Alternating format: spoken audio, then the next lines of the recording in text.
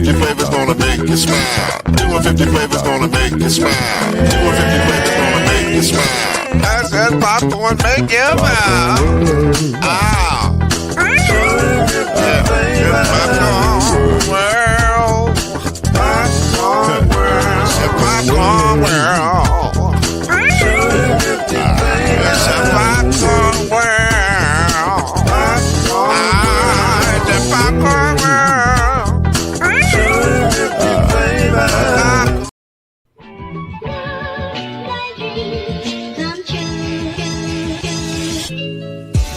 Now it's time for Believe in the ACC with our starting lineup.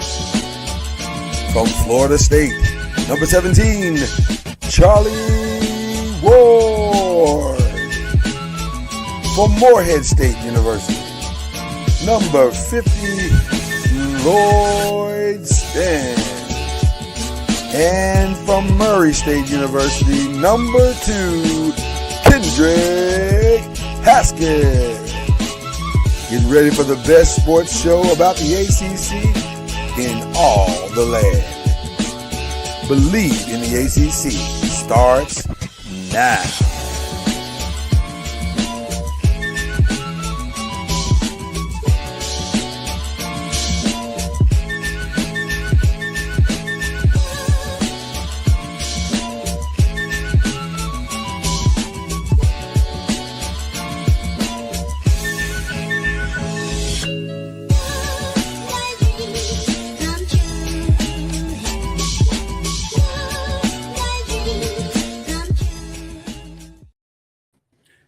You know it. All the technical difficulties this morning, we had them all. Pick one. We apologize for the delay if you're watching this live, but we are finally here. We made it somehow. I don't know how, but we did it. The miracle of God. Oh, my God. Facebook is tripping this morning like they own one. Jeez. All right, we made it. That's Kendrick Haskins. He's high on Miami love right now. See, I'm cooler than Freddie Jackson sipping a milkshake in the snowstorm. That's cool. That's cool. The only thing cooler than that is ice cold. That's the only thing cooler than what you are right now. So shout out to you, man. I'm Lloyd Spence. This is Believe in the ACC and Pressing the Pros because we mashing up because that guy has to get out of town.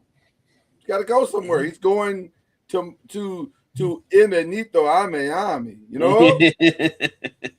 Headed out, he's going to check on a team that we love and that is, I guess you could say they're back. They really are back. The U is back, sort of. Yeah, Kind I of. mean, see if they can keep it consistent because they losing a lot off of this year's team. Listen, the U is back for the day. And they are back, and they are now. First of all, let's start with this. There's not a person on planet Earth that predicted Miami was going to the national championship game. I don't know anybody who's outside of Dade County. Now, maybe in Dade County they had all the fields. Like shout out to Dan Lebertard, who probably said, "Oh yeah, for sure we're back." You know, but other than that, Dan's weird about it. Mike Ryan on that show, he's been touting the U is back all season. You got to give him credit because even when they lost those games, he was still saying they'll be all right. Dan's kind of like lukewarm. Yeah, depends on how warm it is in Miami that day. Ironically, speaking of the Levitard show, you know I'm a big fan of that show. You are the hotel I'm staying in is the hotel where they do that show at.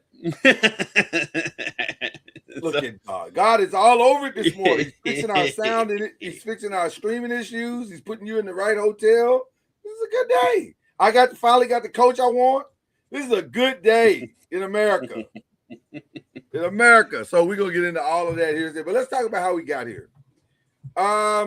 We got here because of two things. Number one, Miami wrote a big check last summer. It said, Carson Beck, we need you. We are tired of coming up short on our quarterback. We thought we had one. We did have one last year. We didn't have the other pieces. We need another quarterback to push through this year. They signed Carson Beck. He was he was enough. We're not gonna say he was great, huh? He was enough. But you know what? Yeah. In that Ole Miss game, he did what they paid him for. He got him down the field on that final drive. Now they tried their best to give the game back. Oh, yeah. Listen. One thing that you can say about Carson Beck this season is that he did not tank when they needed him most so far. Yeah, he showed up in a big moment. Yeah, last year for Georgia, totally different situation. Georgia, he gets a lot of blame for Georgia last year, but Georgia's offense was very good last year. Yeah, that wasn't all his fault. And it's bared out that the SEC is not what the SEC thinks it is, and hasn't been for a couple of years now. You don't say. That's shocking to hear you say that the SEC could be overrated. No, stunning. It's stunning. What I don't know. George Sankey is not happy this morning. I'm just going to tell you that right now. I want to say this, and this is what makes this really interesting to me. Shout out to the playoff committee. They could have gone another way. Yeah, they could have messed it up. But they somehow saved the SEC from themselves. Yes, they saved the ACC from their clown ways. And despite the ACC's strong, active movement into futility, still, the ACC comes out like shining like a bed of roses. They're in the championship game once again. You still have Notre Dame people whining. It's crazy. Well, Notre Dame people are going to whine because that's just what they do. And the levels of delusion that they live through on a day-to-day basis is stunning. Now the thing is, we're the last team to beat Indiana. And when you meet them last year. When did that happen? Last year? I was going to say last year? In the playoff last year. Right. The quarterback wasn't Mendoza. Right. Congratulations. They're weird. Then I had they gotta say something. I had a couple former players that live here.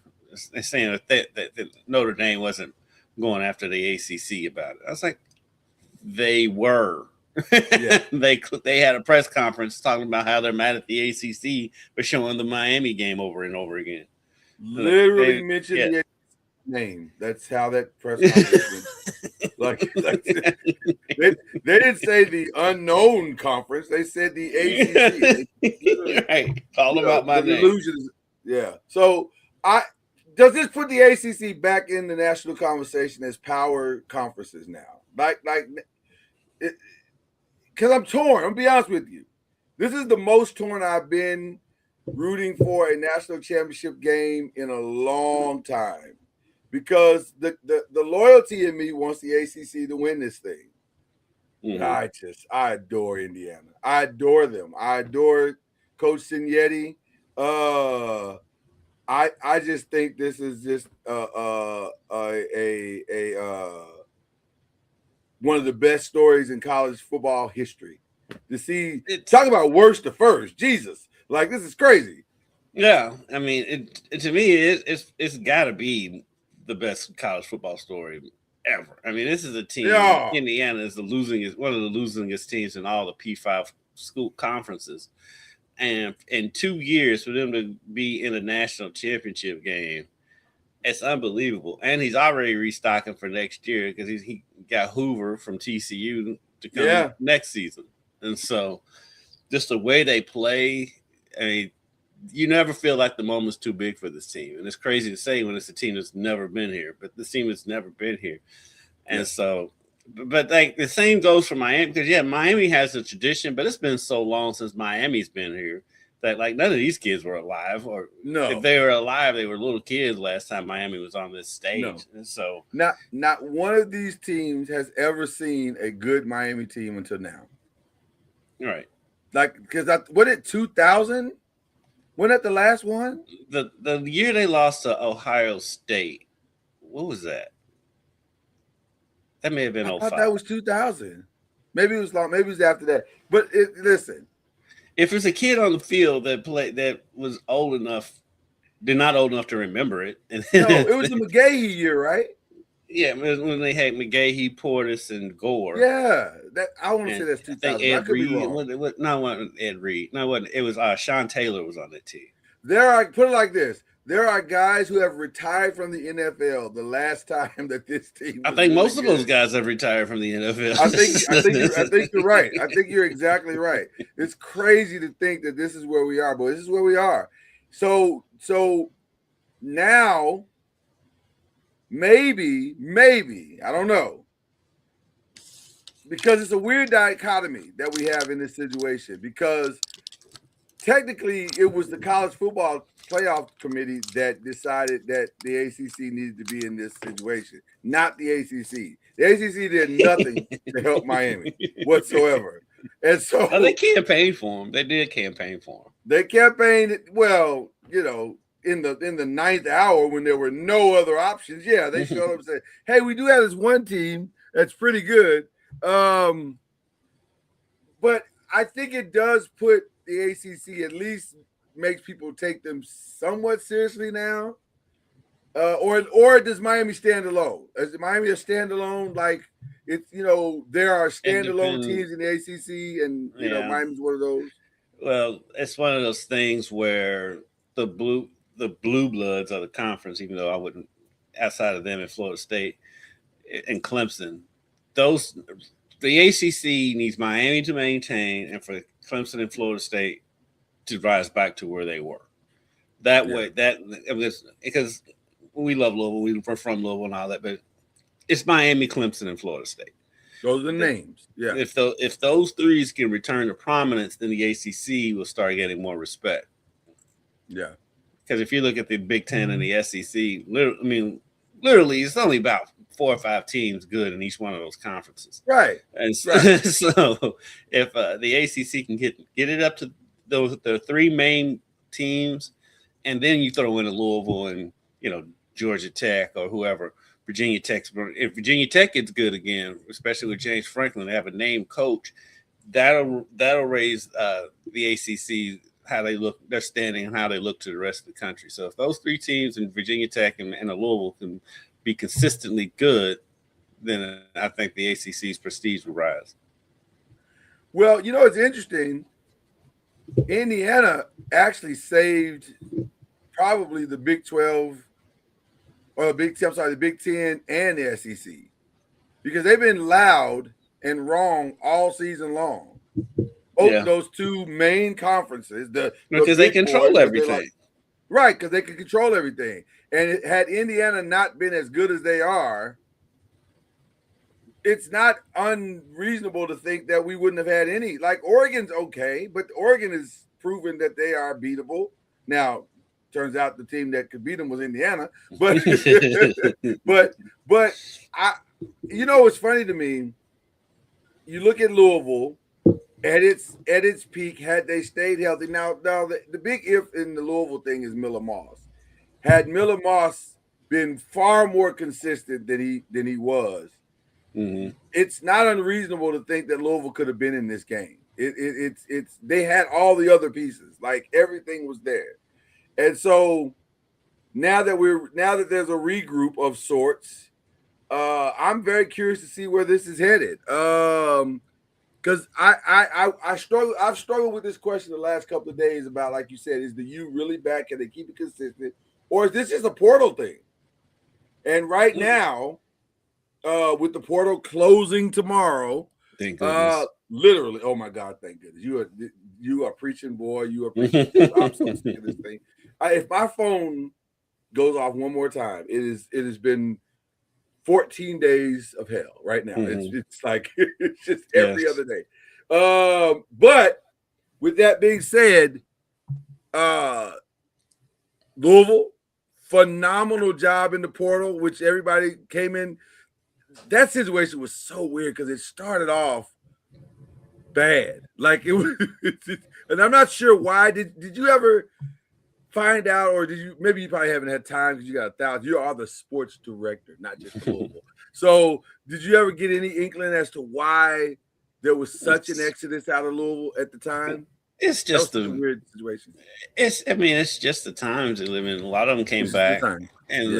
then their numbers were no worse. They were like middle of the pack for everybody else in the country of teams. Yeah, losing with players. exits. Yeah. Yeah. It's just we're around it more, so we saw the Louisville guys more leaving. But every team in the country is dealing with this. Just the times we live in. But the biggest getting transfer portal was of course the guy that they kept, and Isaac Brown.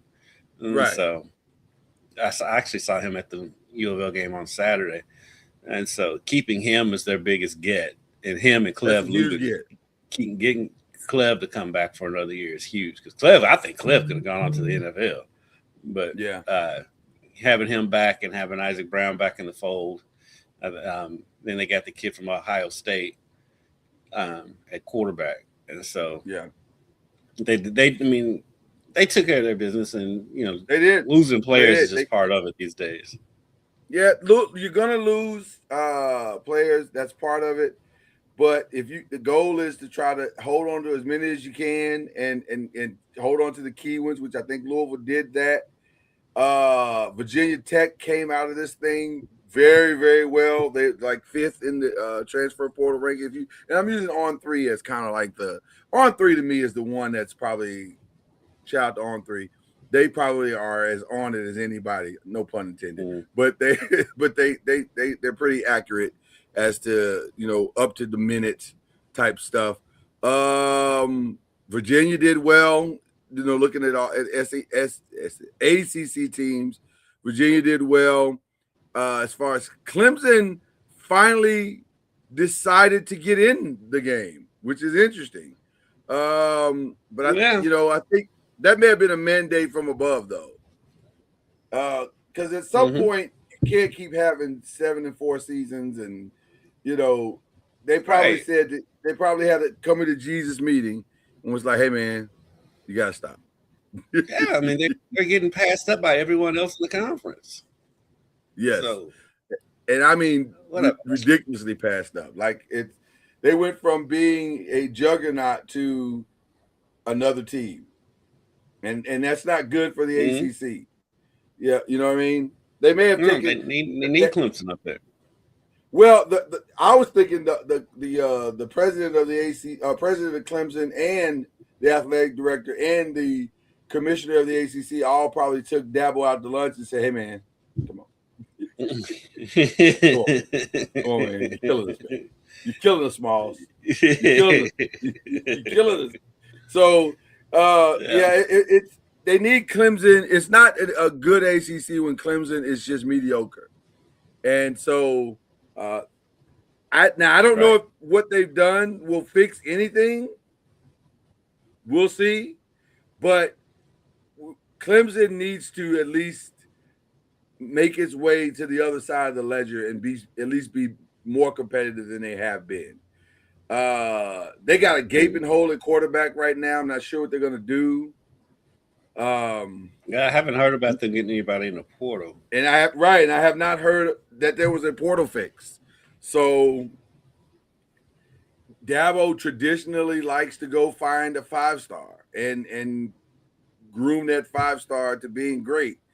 But wasn't their backup decent though? Wasn't their backup okay when he came in for Klubnik this year? It seems like he was all right. It seems like he wasn't horrible. Yeah, it's hard to know because the games that he came in, they were blowouts anyway. So it's hard to really look at a guy when he's in. Well, he came in for Klubnik. Well, Klubnik missed some time from. Klubnik got hurt once or twice, right? But I don't think Klubnik missed any crucial game, if I'm not mistaken. I could be wrong. My memory as it relates to Clemson right now is foggy, but I thought the kid came in for some I'll say chalk. That's the nicest way to say this. Games that were very winnable for Clemson. I don't remember the kid coming in for crucial games. I think Klubnik was there for every quote unquote crucial game that they had. So we're talking about Chris Vezina. He was Okay, 45 those of numbers are 71 for 406 yards, 45 for 71, 406 yards, 4 touchdowns and 1 interception, sacked 4 times. That's not awful. So That's not awful. that had to be a full game. That's not awful. No. That's not awful. Regardless of the competition that he played, that's not awful. So if he could just be, obviously there's a learning curve because he'll be the one probably taking over for next year as of right now. So there's a learning curve, and we'll figure and the Clemson will figure out what that learning curve looks like. I personally, real quick, he started their SMU game. That's not nothing. And they lost 35-24, but he was 29 of 42 for 317 yards and 3 touchdowns. That's not nothing. That's pretty That's good. not nothing. SMU was a decent team, so that's not nothing. So they may be okay going into next year. I don't know what the rest of the roster looks like, but they may be okay. But it's going to be interesting. Right now, the L3 has Indiana ranked number 1. Texas Tech is spending bread right now, people. Let me be very clear. Yeah. Texas Tech is saying, you know the old saying, money can't buy me love? That's not true for Texas. Texas Tech right now is saying, that's not true for the state of Texas. Texas Tech is number 2 on 3. Texas A&M is number 3. So the state of Texas right now is spending all the money. Houston is number 6. just to give you an idea of where Texas as a state is. They are trying to buy their way back into relevancy. So it's going to be interesting to see what happens with the transfer portal. But thank God it's almost over. The madness is just about done here. Other big news that is not probably being talked about and not enough, but I would imagine as the weekend evolves, it will be, because it is a big deal. Right now, we are currently at 12 spots for the college football playoff, but a vote is going to go down as early as I think tomorrow. I think it's tomorrow. Is it tomorrow? Or is it today? It's tomorrow or Saturday. It's this week. It's sometime this weekend. They're going to have a vote. Mm-hmm. And the discussion between the SEC and the Big Ten and the others is how we are listed at right now, is that if the Big Ten, I hope I say this right, if the Big Ten can get on board, I'm sorry. Yes, if the Big Ten can get on board with, is it the Big Ten that needs to get on board, or the SEC needs to get on board with 24? I think it's the SEC that needs to get on board. I think the Big Ten's for it. I think the SEC is the one that needs to get on board. Okay, one of them has to get on board. I think Kendrick is right. One of them has to get on board with 24 for 2028. If that happens, then next year we go to 16. Mm-hmm. Now, let me just be very clear about how I feel about this, and I'll look down the barrel of the gun. This is dumb as hell. Like I don't understand why we're doing this. Like 24 teams.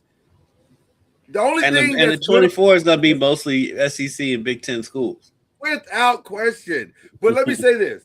There's only one good thing about the 24. One, it probably fixes the calendar. Yeah. Because you have to. You have to fix the calendar. It all has to be over by the second or the second week in January at this point. Well, really, with the calendar, it's a simple fix, though.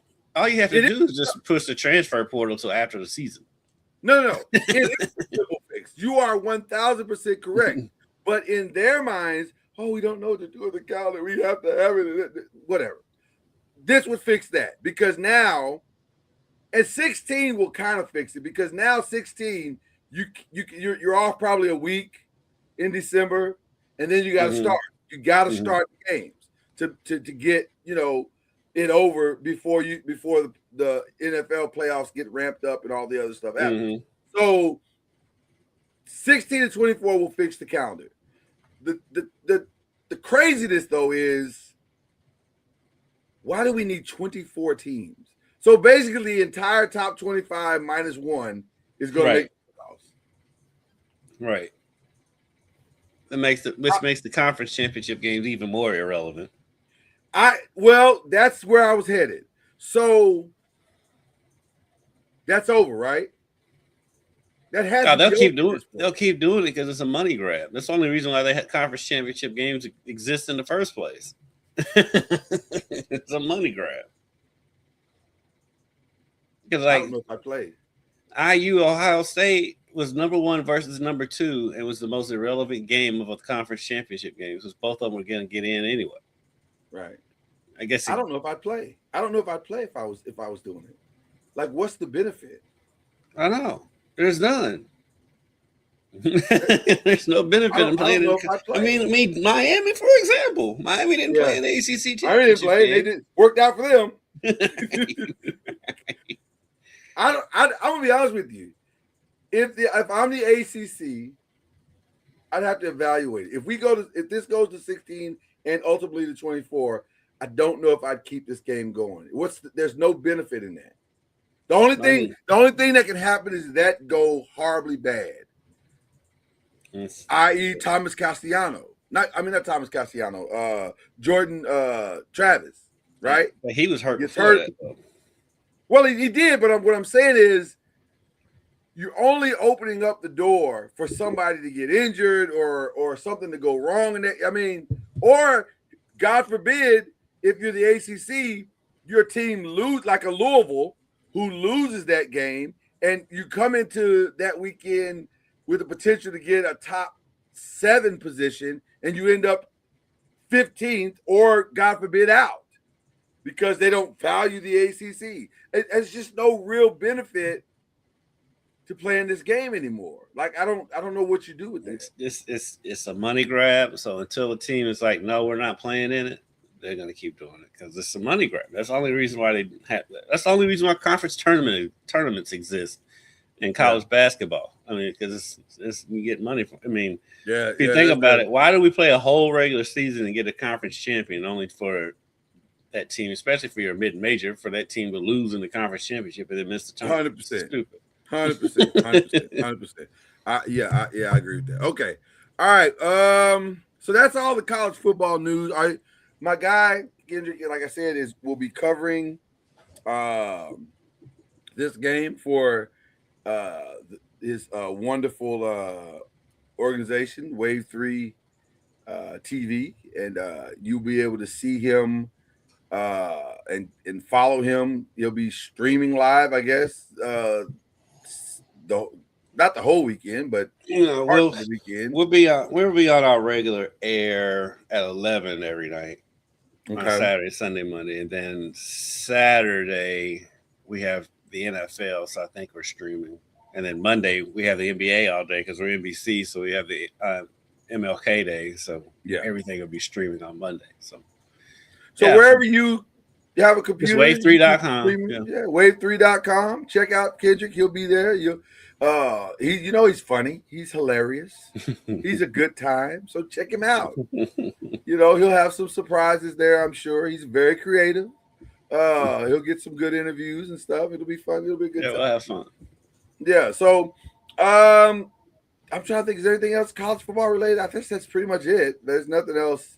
Right now it's just the portal and the championship. That's it. Oh, I can't wait for that to be over. God, are there any expected surprises in the portal? Who's left? That's a good question. I don't even know who's left in the portal. I think pretty much everybody's made their decisions that are the top guys. Yeah, the top guys are out of there, but it's still some. The one kid that cracks me up is TJ Finley because he's on like his 7th school. Oh my God. Yes. At 7 school because he's been to a different school every year. He's never stayed at a school for more than a year. At some point, that's got to be addressed. Like, Jesus, come on, man. 7, like, no disrespect to the Chambliss kid who I adore. I think that kid is awesome. I love his story. I love his journey. Fair. It's time. It's time. You got to go. Like, you got to go. Yes, it's time to go to the real world. It's okay. Matter of fact, I think you're going to do well. I think if you go and be what I think you're capable of being in the combine, I think you're going to be surprised at how people respond. Like he's not bad. Like I think he's scared of the other. Go ahead. He's not bad, but he's still in college for a reason. No, I agree. It's not. I'm not saying he's going to set the world on fire, but I think he can find a place on a roster somewhere as a backup, learning and growing. Practice squad. Like get to the practice squad. Practice squad is good money for a couple of years, and listen, anyway, at least get you started. It ain't what you're gonna make it. Ole Miss. I agree, but you gotta go. Like you can't just stay forever, dude. Like what's going on? Like some point you gotta go. All right. I don't even because this is pressing. Huh? Where did he end up? I don't think it was Ole Miss, was it? Who? Finley. Oh, that's a good question. I have the players here right now. Let's see. Finley ended up at I thought I had it. Let's see. Let me just type his name. It's so much easier to just type his name. I got it right here. You got it? I can't figure out what this mascot is on here. But he has been at LSU, Auburn, another school that I don't recognize. Looks like Coastal Carolina, Western Kentucky, Georgia State. Yeah, I don't know. This is confusing on 3 as well. So I don't know how to interpret this. What is this? Incarnate Word. That's where he is. Is that where he's at? Yeah. Oh, I should have recognized that. Because shout out to Byron Lusby, our good friend Byron Lusby. His daughter plays there right now. So yeah, Incarnate Word is that's an interesting logo, by the way. It's a weird logo. But yeah. Okay, so as much as I want to go to the real news that I care about today, we will do Preston Pros first. Go ahead and get it out the way. There's listen, there's time. This is gonna be a shout out. No. This is other stuff. We're gonna put that in other stuff. But before we get to that, first, oh man, look at this. Look at that coat. Hold on. Let's take a moment to appreciate. Now, is that because it's cold or are you just stunting? What's going on, Charlie Ward? You look good, sir. I like that coat. It's cool here. Thank you. It's cool here. What does that mean? Cool. Like, what does that mean? Because it's 30 here. Yeah. It's 28. That's what I'm saying. It's like you're probably there. It's probably cold. It's cool here. It's like 43 degrees. So it ain't that much warmer there than it is here. I guess you can say it's cold. It's cold for y'all. It's cool. It's cooler than you all. Sit back, Hendrick. Is it cooler than Freddie Jackson sipping on a milkshake in a snowstorm? You know Freddie Jackson is, right, Charlie? Yes. Okay. Yes, I know who Freddie Jackson is. Okay.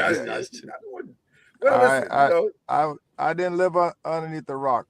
I just didn't know you R&B proclivities. That's what I was really hinting towards. Yeah. You may not have been a Freddie Jackson. Some people are Freddie Jackson people. Some people are Luther people. Like they don't but always. How can you not? How can you not be both? I mean, if you grew up during that time, you had both of their videos on, BT videos. Listen, Saturday mornings in my house both got equal playing time. Like my mom was blasting both of those at the. Sometimes it felt like she was blasting them at the same time. I was like, Mom, you gotta do it like that. I don't know if this is healthy, but she, yeah. I remember seeing Freddie Jackson at the state fair. Yeah. Oh, you saw Freddie Jackson at the state win this year? No. Actually, it was the state fair before my freshman year in college, so it was 93. Oh, gotcha. So, yeah. Charlie, the ACC made it to the championship game. Can you believe it? Yes, because you only need one good team to do it. You only need one. That's what I keep trying to tell people. Like people keep talking about the ACC this and ACC that, and all you need is one good, solid team. Right. And when you have one, then they didn't even win the championship, which was crazy to believe. But it's really no different than any SEC team that doesn't win the championship, their own conference championship, and then they end up running the table or making it all the way to the finals. So I just they keep talking about all these different conferences and who's the dominant and who top to bottom. At the end of the day, you have more teams in, you have a better chance to get somebody, for in the championship game and also to win it.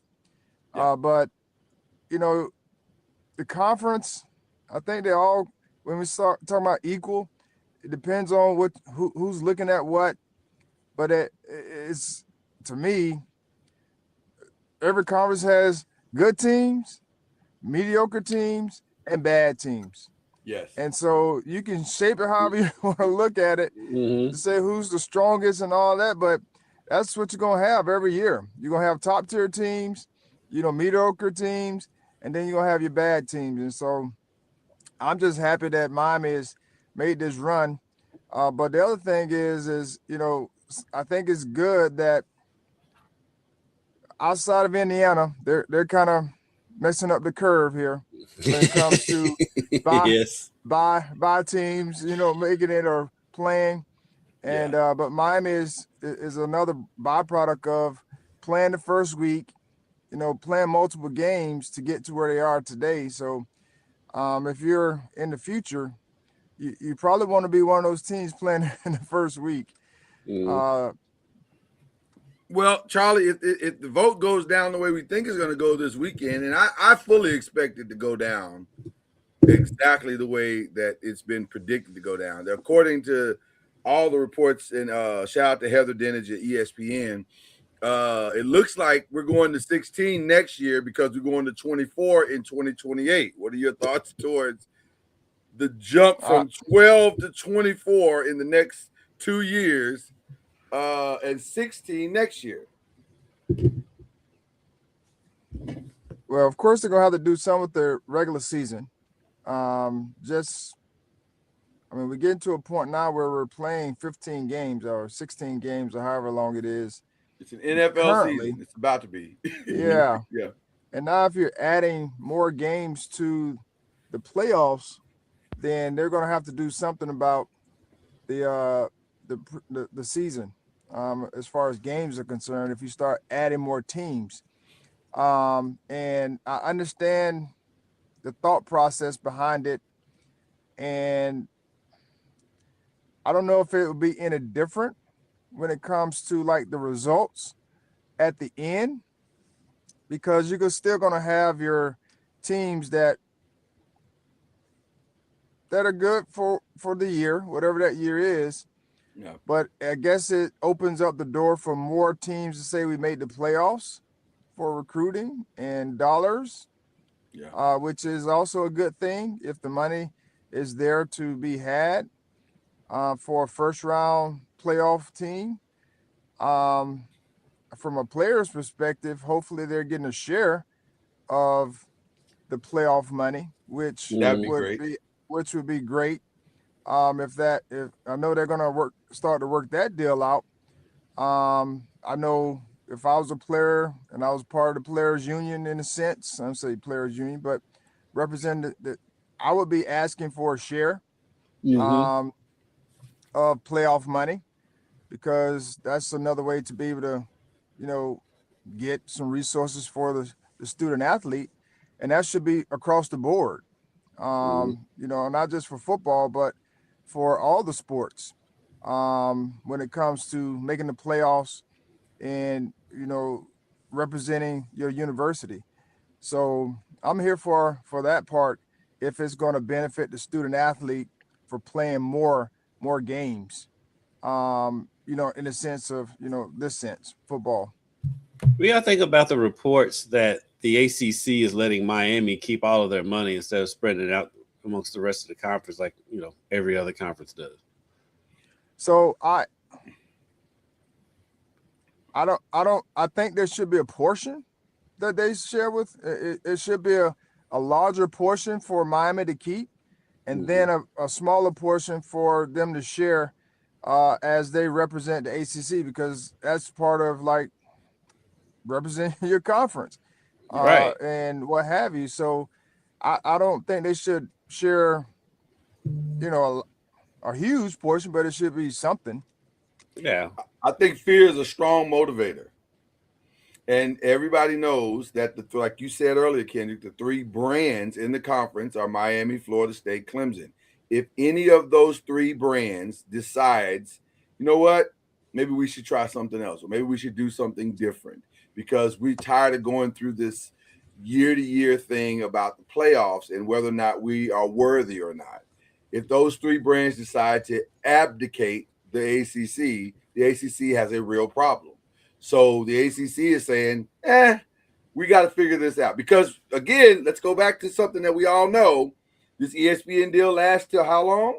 2033, 35, something like that, some crazy number like that. So I get it. I get why the commissioner's doing it. It's not a good look conference-wide, but does it solve maybe a little bit of the problem and help the U come all the way back? Maybe. So is Indiana sharing some of their profit with the Big Ten? Yeah. They don't have the same problem. Yeah, they don't have the same problem. I totally understand it. I'm just saying they should share something. I'm not saying it be 30% or whatever the deal is that they normally share. I think it should be a portion just to give back to the conference. And that's just my thoughts. I know Miami will look. I mean, they're grateful for it. The deal, and I don't think that would deter them if they were going to give something back, because they were planning to probably give whatever the portion was back to the conference, because that was the norm. Yeah. I think this is just placating. Like we're just trying to make everybody feel good about themselves, and please don't leave us. I'll do whatever you want. Just don't leave us. Okay. But maybe that was part of the deal that they got out of FSU, the FSU and Virginia, TV or whatever that deal was that they were talking about or went through. Maybe this is something that came out of this whole thought process of, well, maybe we should help them. If they made it this far, maybe we should help them keep going. But I don't know. Yeah. Lost Kendrick for a second, but I'm sure he'll be right back. So we'll get him in just a minute. While I got you here, man, you're headed this way. Are you excited about because you guys you won the last game, right? Am I right about that? Yes, we won our last 2 home games. So you a bit of a winning streak going on here. Yeah, so we're playing an Arkansas Pine Bluff team that's pretty good. Yeah, I was gonna say technically they're leading the conference right now. That's probably more about the amount of wins that they have than maybe how good they are. We don't know. I guess we don't. They may be good. They look like they're pretty good. Yeah, they have a really good team. So we'll come up there and compete just like we always do. But they have some really good players. They don't play a lot of guys, but the guys that they do play are pretty solid. Good coaching. So we're getting prepared and ready, and look forward to seeing you guys up there this weekend. Yeah, the wife is very excited. She cannot wait. So it'll be fun to connect. The connection. Good. Kendrick can't make it. He's got to go to Miami. I'm not,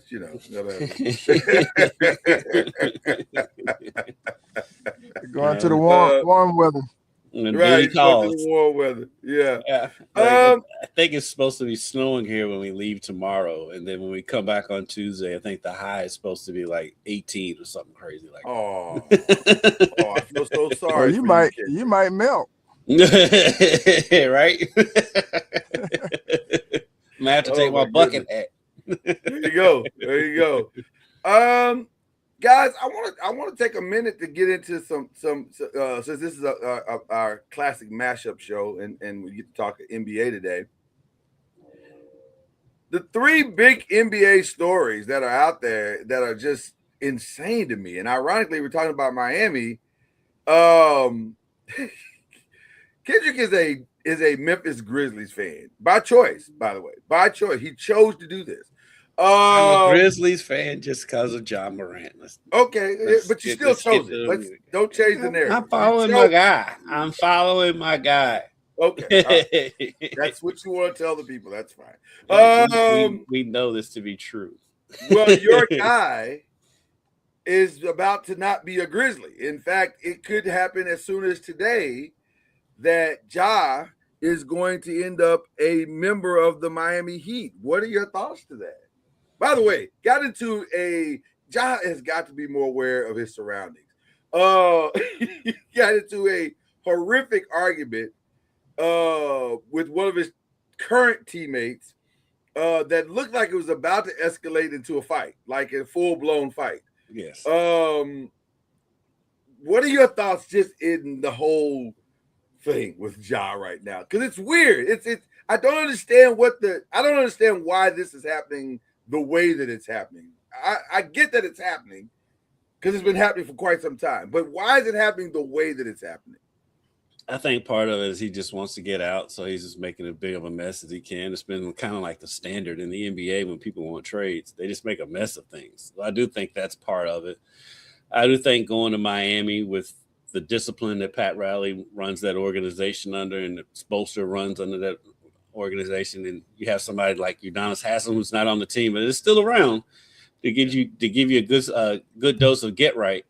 I think that'll help Ja. Have they said who would Miami trade for him? I have not. I think at this point they could probably pull that trade off without giving up Tyler Hero. Because that was always the sticking point with the Heat. It's like they never wanted to give up on Tyler Hero, and so I've not heard any of the. Yeah, go ahead. I think they can do it. At this point, I think they can pull that trade off without giving up Tyler Hero.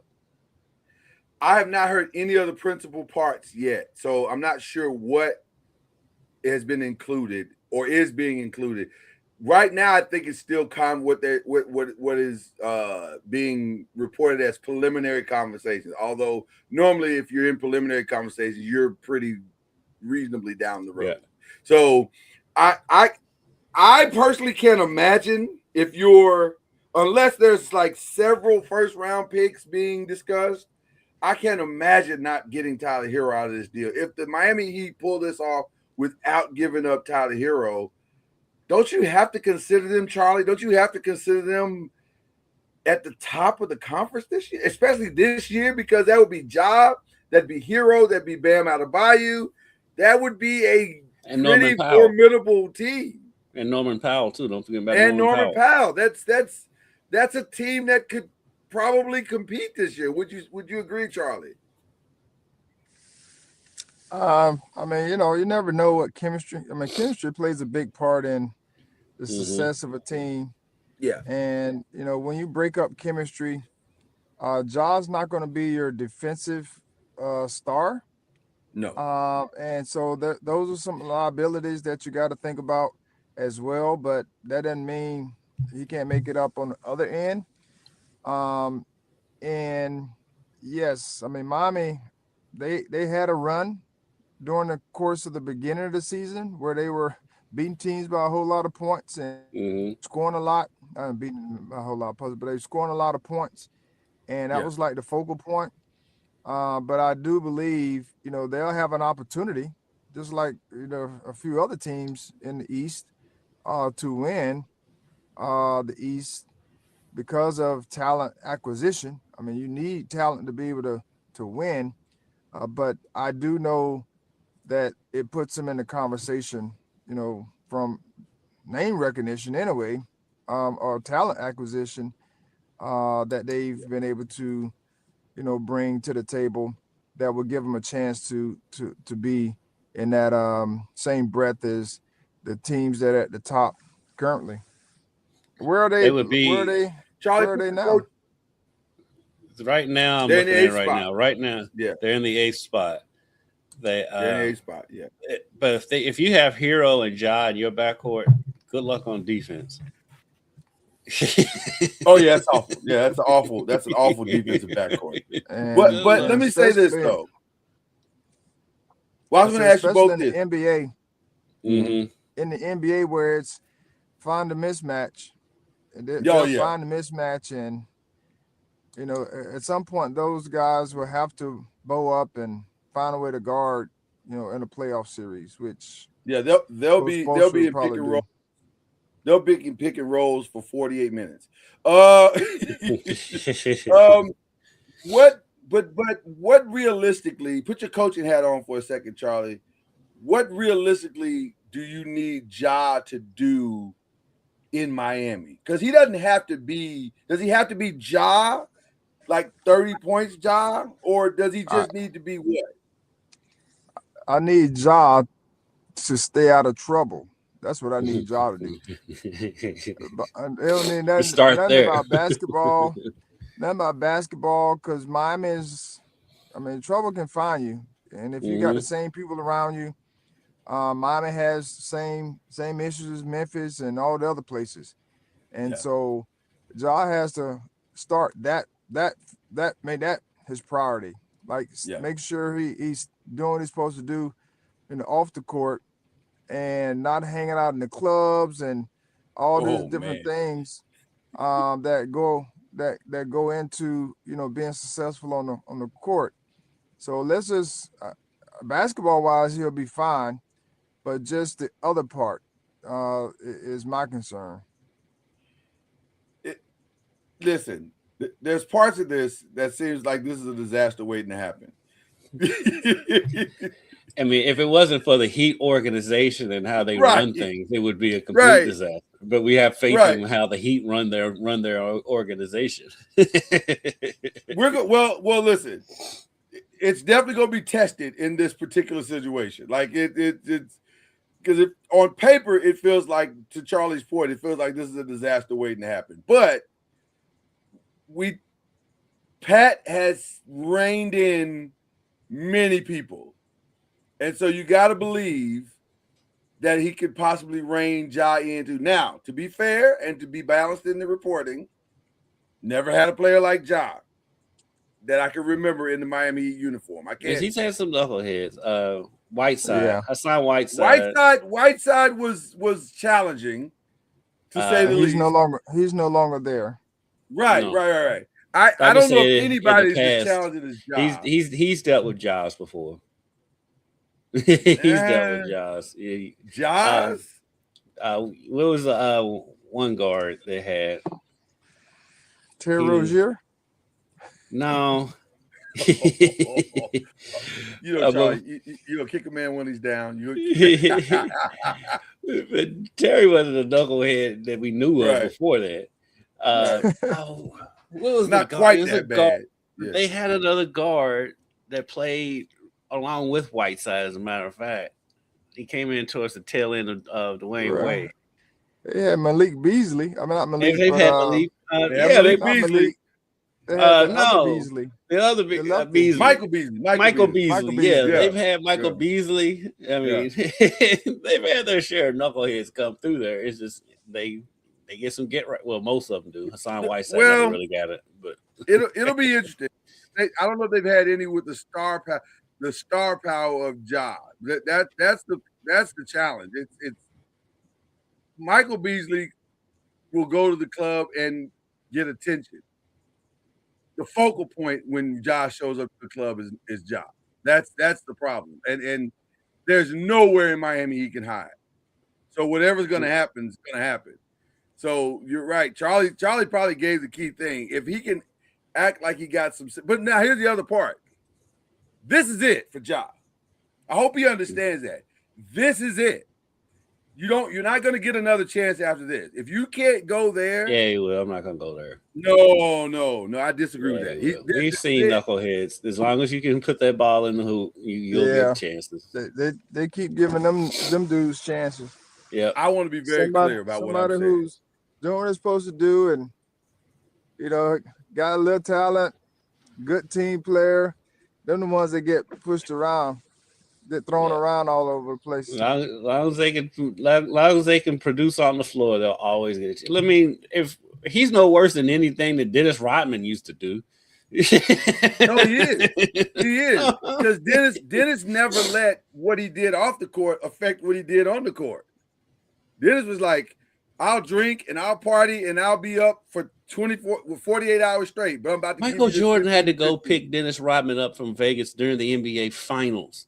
That's right. And guess what Dennis he got back? Gave you 15 rebounds. That's what we're saying. That's what we're saying, that he still produced on the floor. And so even at the end of his career, when he was with the Lakers, he was still crazy. He still produced he was on the crazy. floor. No question. And he was diminished. Listen, Ja will always until Ja gets up into his 30s, he's gonna have a chance to play somewhere. Ja, don't you listen to these people? You have been injury prone. You have been problematic. You better go in and act like you got some sense, or you're gonna be out. You're gonna have real problems, sir. I mean, we were just talking about one of them, Michael Beasley. And where is Michael Beasley? He still gets on NBA rosters at some point in the season every year. No, Michael Beasley has been on the NBA roster in 5 years. He's playing one-on-one. Right, he's the 3-on-3. Yeah. He had a great season with Ice Cube, but that's gonna be Josh's career if he don't knock it off. Now, I want to get into this too, because this is a weird situation too. Rich Paul is hurt. Well, here's what makes it interesting. Rich Paul said on his brand new podcast, which, by the way, it's only been on Netflix about an hour and a half, and I'm already annoyed. He said, I think Anthony should be traded, and he's pulling Rich Paul tricks out once again. Now, I don't know if that's necessary. Is the challenge I'm having? Is he his agent? Yes. Yeah. Oh, okay. Yeah. And so he's saying he wants Anthony traded. And right now it doesn't appear that they care where he goes. Like, I've heard Toronto, I've heard Atlanta. Anthony Davis. Which those two don't make sense to me at all. But other than this might be about his check at this point. Like, this might be the last check he's going to get, and they know that, and so they're just trying to figure out what's the best place for him to go to get that final big check. But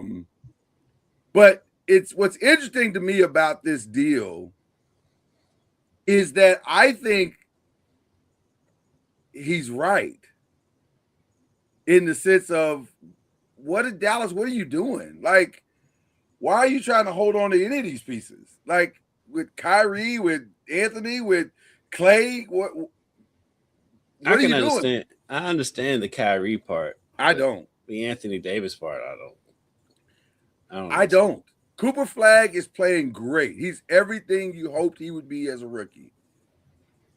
Gut the whole thing and build. Build. It's time to build. That's where you are. It's time to build. Yeah, but I can see keeping Kyrie as part of that build, though. Yeah, because he's very instrumental in teaching. Like he's helping out some of the. He's helping out. Isn't that what Jason Kidd is for? You need a vet in the locker room. The coach can't always be the vet. I think the financial part for me would outweigh anything that. I understand the vet thing. I think I can get that same vet keeper somewhere else. I get out your spot. Charlie's stealing people's parking spots. don't have a Charlie Ward spot for you? I was here at the I was bringing her president, and she's not here. So it's high security these days, which is good. Which is good for our university. Yeah. But while I was here, they have different parking spots for different people, and I was in somebody's parking spot. Oh my goodness, Charlie, you should have put out the "Do you know who I am" card. Well, that's not the issue. The issue is I was in somebody's parking spot. All right. The guy, I knew the guy. He was one of the workers here, so I knew him. All right. Well, the guy. Come on. You know what, guy? You just cost yourself some tickets, home tickets. So there you go. Yeah, I mean, if it's spot, hey, I'm the same way. If I got a spot, I don't care who you are. Well, the flex doesn't work. The flex doesn't work if it's my spot. I'm flexing. It's my spot. Touche. Well, going back to Anthony, I understand what you guys say about the Kyrie and having a veteran carryover. That's an expensive veteran carryover, though. But he's really good, though. When he's healthy, he is. Money. But this is the NBA. You got to have somebody on your roster that's making money. Yeah. So, it's pretty much required somebody has a max contract in the NBA. Yeah. So I mean, he's a guy that you want around because he's going to be mentoring other guys, younger guys. But a guy like Anthony Davis, I mean, he's been injured all year. Wow. Something. I mean, it's been something all year with him. And now he's out with a ligament strain or whatever it is. So that dude gets injuries I've never heard of. I've never heard of a ligament strain in your hand that takes you out for the rest of the season.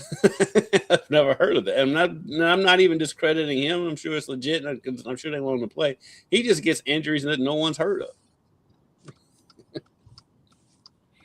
Okay, we have breaking news.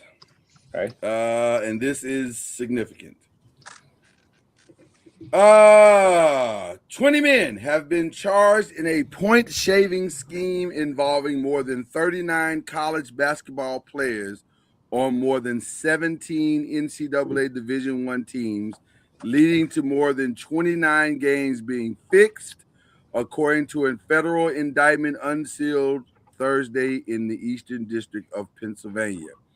15 of the defendants played college basketball during the 23-24 season and the 24-25 season, according to the indictment. Some have played this season. Two of the players named in the indictment are Sedquavius Hunter and Diquavian Short. Wow, what names. And were sanctioned in November by the NCAA for fixing, wait for it, Kendrick, New Orleans games. I know.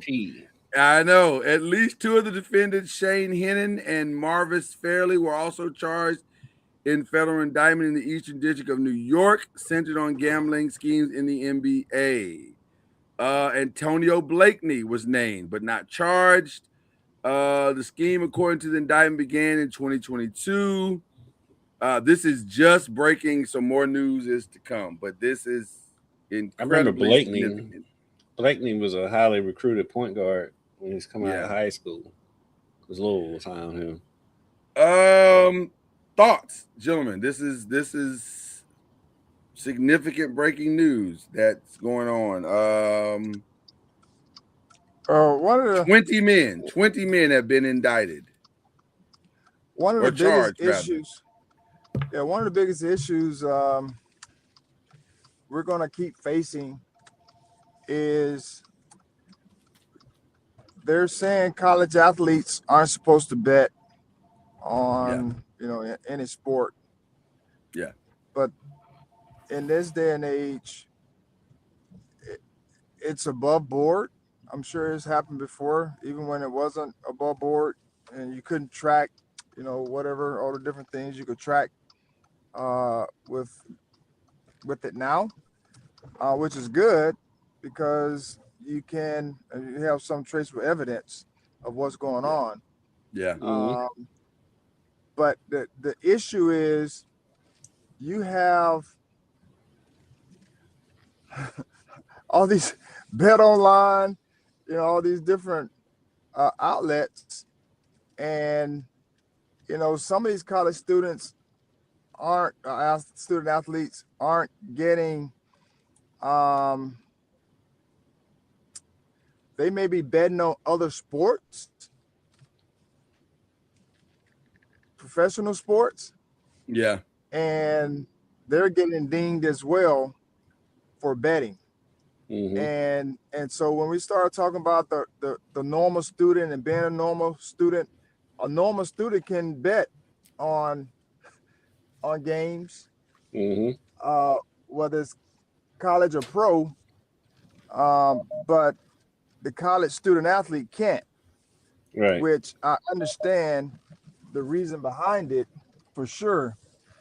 But this is where we are, and now I know we want to make sure that everything's above board and those types of things, but the temptation to do it is there, and I guess it's no different than anything else, breaking rules and regulations and whatever else you have to do.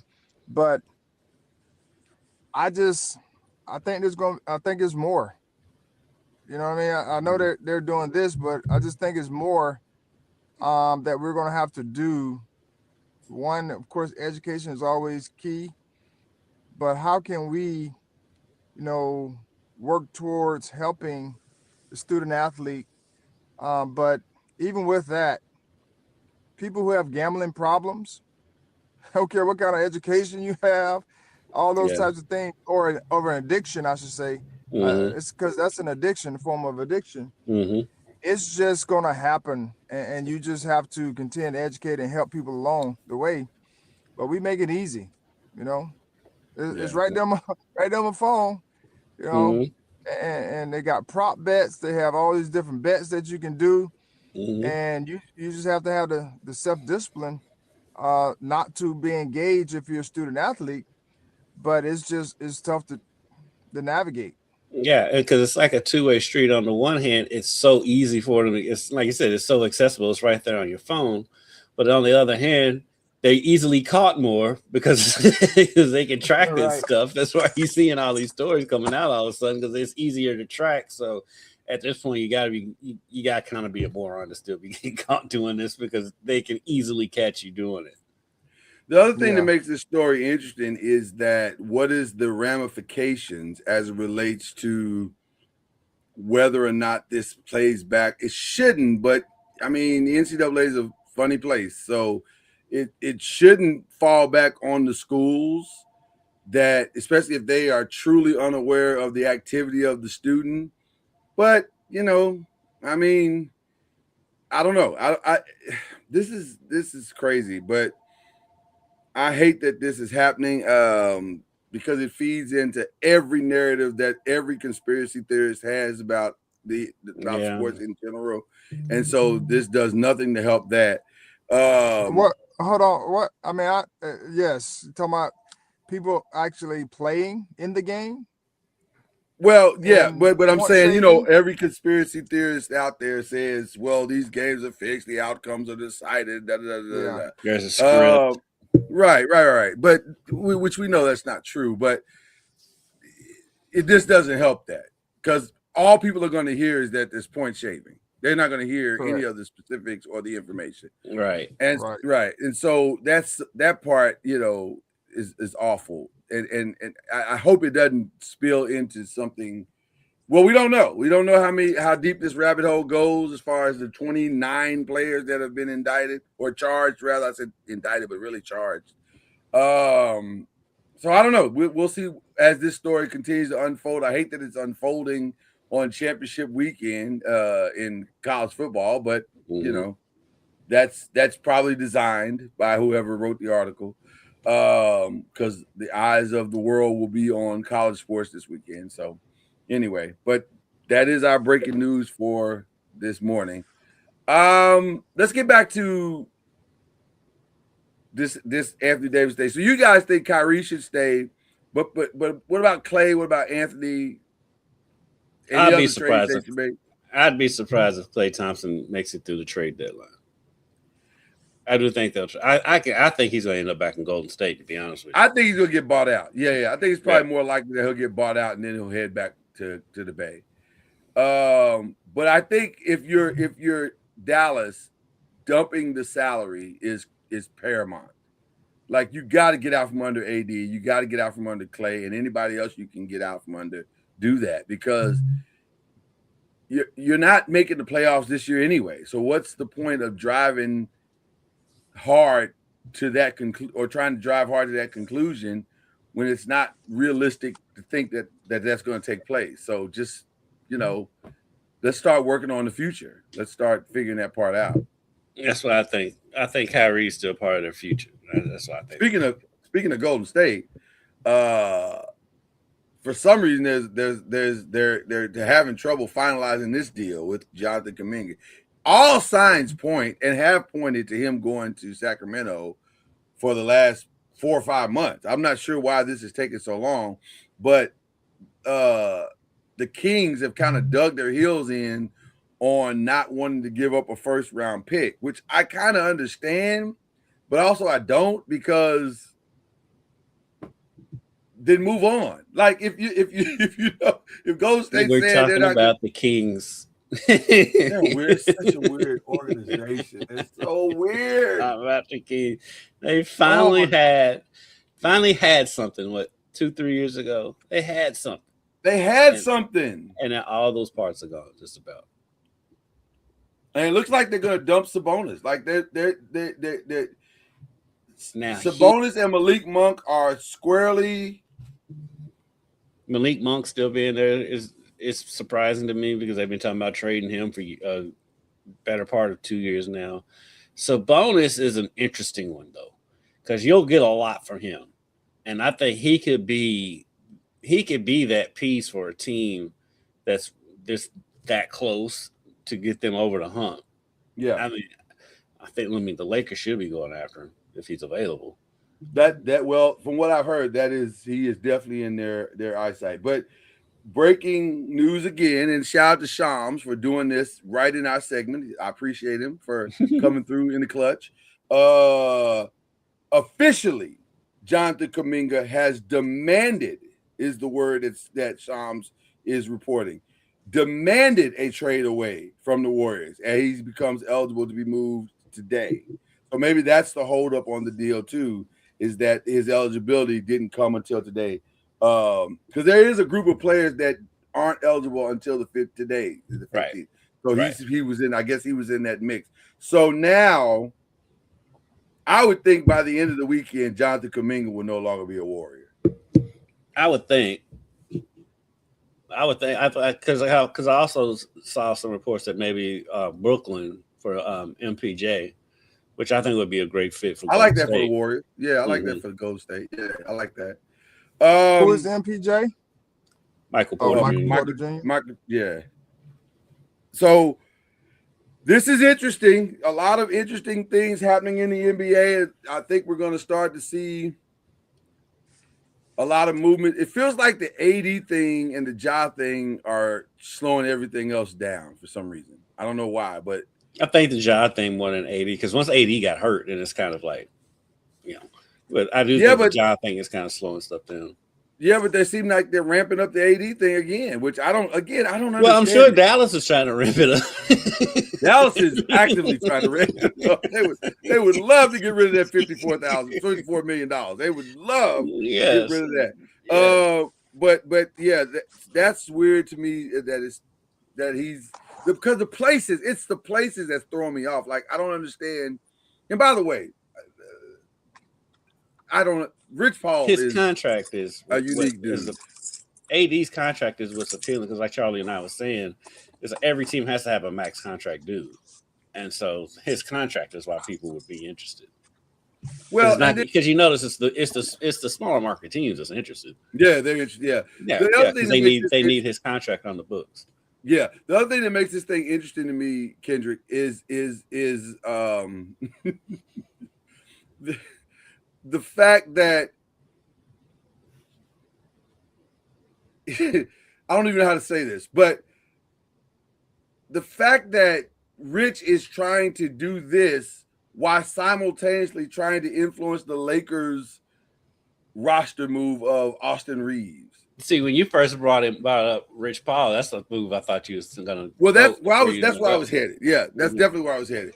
It's so, Charlie. I'm sure you probably haven't heard about any of this, but so on his podcast, he while simultaneously talking about Anthony Davis, he also talked about if I was the Lakers, I would move Austin Reeves for Jaren Jackson if Ja Morant goes to Miami. I was like, wait, what? What's going on? Like, what?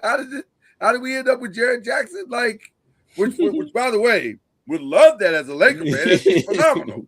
But does it sound really realistic? Although I need to know who Jaren Jackson's agent is, because if it's Rich Paul, then I see the play. I see what he's doing here, because there are rumors that are floating out there that if Ja leaves, Jaren will also ask for a trade, which would be wild. Which would be wild. Why do you say it makes sense, Kendrick? Because they tight. And let's be honest with you. Not most NBA players don't really want to live in Memphis. No disrespect to Memphis, but that's just how it is. Well, it's total disrespect to Memphis, but justifiably so. But you can say that about all the small market teams. So, like, Memphis, no, you're not wrong. Milwaukee. I think Memphis is awful. I wasn't gonna go there. I do. I think it's an awful city. Yes. Well, barbecue.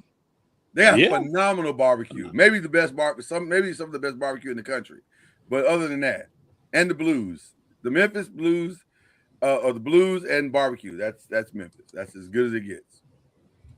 Hey, the Peabody's fun. Yeah, the Peabody.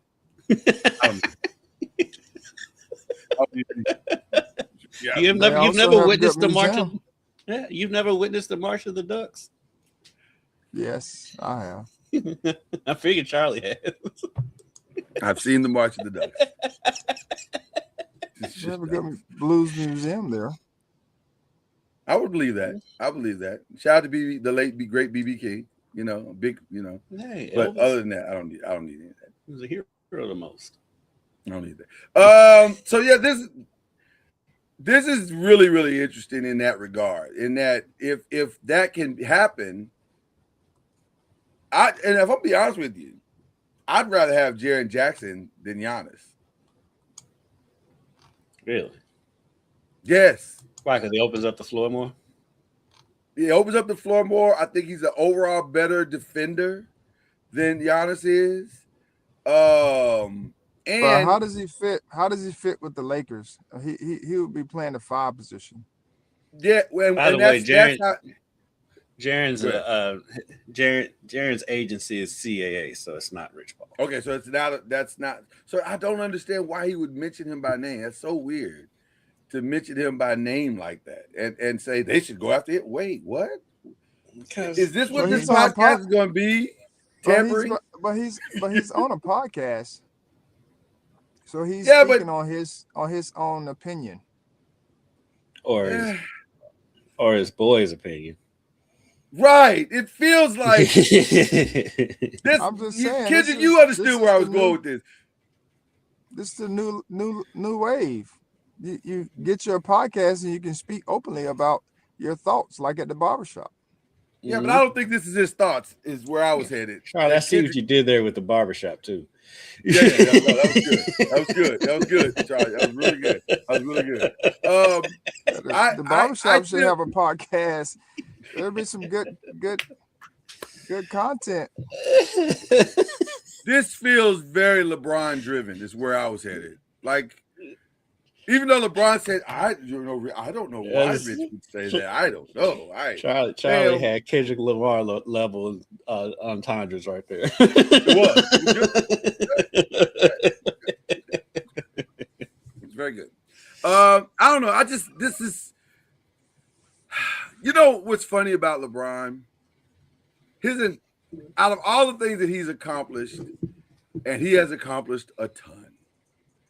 The thing that I think he's done better than any player in the history of basketball is he has managed to walk the tampering line better than anybody else. Because it's not tampering if you're just talking to friends or talking about friends. These are guys I know. I know everyone. Right. But it's interesting that this would come up at a time where the trade deadline is coming, and when guys take one more run, and when guys who have already been moved can now be moved, and the trade deadline is a month away, and so not even really that weeks. We're weeks away now. Yeah, weeks away from it now. Yeah. It'll be interesting to see where Jaren Jackson ends up playing in the rest of the season. Because I do think he would be a great fit for. He'd be a phenomenal fit. He'd be phenomenal. And as crazy as it sounded when you originally said it, that you'd rather have him over Giannis, it does make sense, I think, with the Lakers, because Jaren doesn't have to have the ball. He doesn't. That's why it works so well. He's going to get 2015 because he's Jaren Jackson, and that's the only reason. And he doesn't care, and he takes the ego completely out of it. Like that, I love that. What would you prefer to have, Charlie Ward? Jaren Jackson or Giannis? Or does it matter? A fit does matter. Mm-hmm. So it depends on what you're looking for. And with the Lakers, the reason I say he would be playing the 5 because, he could play the 4, but if you're removing Austin Reeves out of the mix, but then Austin Reeves, was he starting? I know he was playing well at one point. Yeah, he's out right now with an injury, but yeah. But there are some that believe that if a Jaren Jackson thing happened, Charlie, that they could do the deal without losing Austin Reeves. Which makes it even more interesting. Well, because the Lakers have like 3 or 4 expiring contracts. And so it would be those 3. It'd be like those expiring contracts plus like 2 or 3 first rounds, that kind of thing. So I would think that would have to include Vanderbilt, Rui. Yeah, it maybe Gabe Vincent. Like it'd be definitely be Gabe Vincent. It'd be an interesting contract. But then now you're messing with your depth. You are. That's the X factor. Now you got to go fill out the roster again. Yeah. I can understand it, but I don't know who you're chasing in the West. Are you going to be able to beat San Antonio? Denver's looking solid, even without Jokic. Yeah. You chasing. The Thunder. So will you be able to beat those teams with this move? Because knowing that LeBron is old, Luka is, a strain away from missing a few games, and then if you're talking about the playoffs, if anything goes down, so you're messing with your depth when you're losing those type of players, which they're good pieces to what they're currently doing. And now you're asking LeBron to play probably a little bit more. A little bit more. And asking him to play the 3 if you have Ayton and Jaren Jackson down there. So LeBron's going to be playing the 3, and I'm not so sure he can really hang with the Ayton was there. Yeah. And can LeBron still guard a 3 for 48 minutes or 40 minutes? No. I'll answer that right now. No, not at all. Not for 48 minutes. No. They've been doing a lot of switching points. Yeah, a lot of switching. Yeah. there may have to be some other pieces that you have to do, or some other moves that you got to make all that work. I mean, Jaren's long enough to he could probably guard a three. Yeah, I don't know about the whole game, but yeah. But it's a move worth considering if something like that were to happen. But we're way like I don't know if Jaren would do that. Jaren doesn't. Well, let's say this: he has not been that type of player since he's been in the league that demands things, and he hasn't so far. But stranger things have happened, so. We'll see. We'll see where this is all headed. But there is a calm before the storm with this trade deadline that feels something like some things are very inevitable. Like something's going to happen that we're going to probably be talking about here in the very near future. Okay. Can I please now? I've played nice the entire show. Can I please now address? No one has kept you from talking about this. Well, I was trying to be respectful. because technically the show is about the ACC and NBA basketball. So now I can now talk about the other stuff. Right. You know where this is going, don't you, Charlie? I think you should. No, Charlie. I don't. Charlie, you don't know where this is going? No, I don't. Come on, Charlie. I love how Charlie starts looking out the window when you start doing that. We have a coach now. It's about time for me to leave too. So what is it? I have a meeting. You know what, Charlie? That's cold. That's cold work right there. That's cold work right there. That's cold work right there, Charlie. Well, let me hurry up and get this out there. We got us a coach in New York. Shout out to the great John Harbaugh, who, by the way, you know how they said earlier that the reports of him wanting $20 million were greatly exaggerated? Turns out that's not true. The deal, from what I'm hearing, is 5 years, $100 million. Now, the roster control part of that report may have not been true, but how long that's going to last? It'll be not true for like a year, and then if Joe Shane messes it up, then it'll be complete Harbaugh control. So, and by the way, there's no indication that Joe Shane won't mess this up, by the way. So well, I will defend him a little bit because he has put together a pretty good roster. Just injuries ate them up this season. And a couple. Well, Thibodeau has kind of underperformed, and then and then the one kid from Penn State that came in wanting Lawrence Taylor's number didn't quite live up to those expectations. Carter. Abdul Carter. He didn't live up to those Lawrence Taylor expectations he was putting on himself. He didn't have the sacks for sure. Let's be clear about that. But now he came on at the end of the season. I will say he did come on. Yeah, and from the pressure's perspective, he did very well. He did extremely well. But he's a rookie. But your boy, like I say, your boy Shane put that together. You got Malik Neighbors. Malik Neighbors blew out his knees. And nothing you can do about that. And by the way, the IHOP commercial is hilarious. That is hilarious. Shout out to him for having a sense of humor about it. Because that's like, have you seen that commercial, Charlie? Where he's sitting at the IHOP table? Oh, yes, I have. Yeah. I was like, wow, that's shots fired. Like, though it's true though. He did mess up a lot of fantasy teams. That's very true. Yeah. But I mean, they've got. I've said it from the get-go when the job came open. I was like, out of all the job openings that are there, I think they have the best situation roster-wise because you pretty much it feels like you have your quarterback. Scatterboo will be back. You have a number one receiver in Malik Neighbors.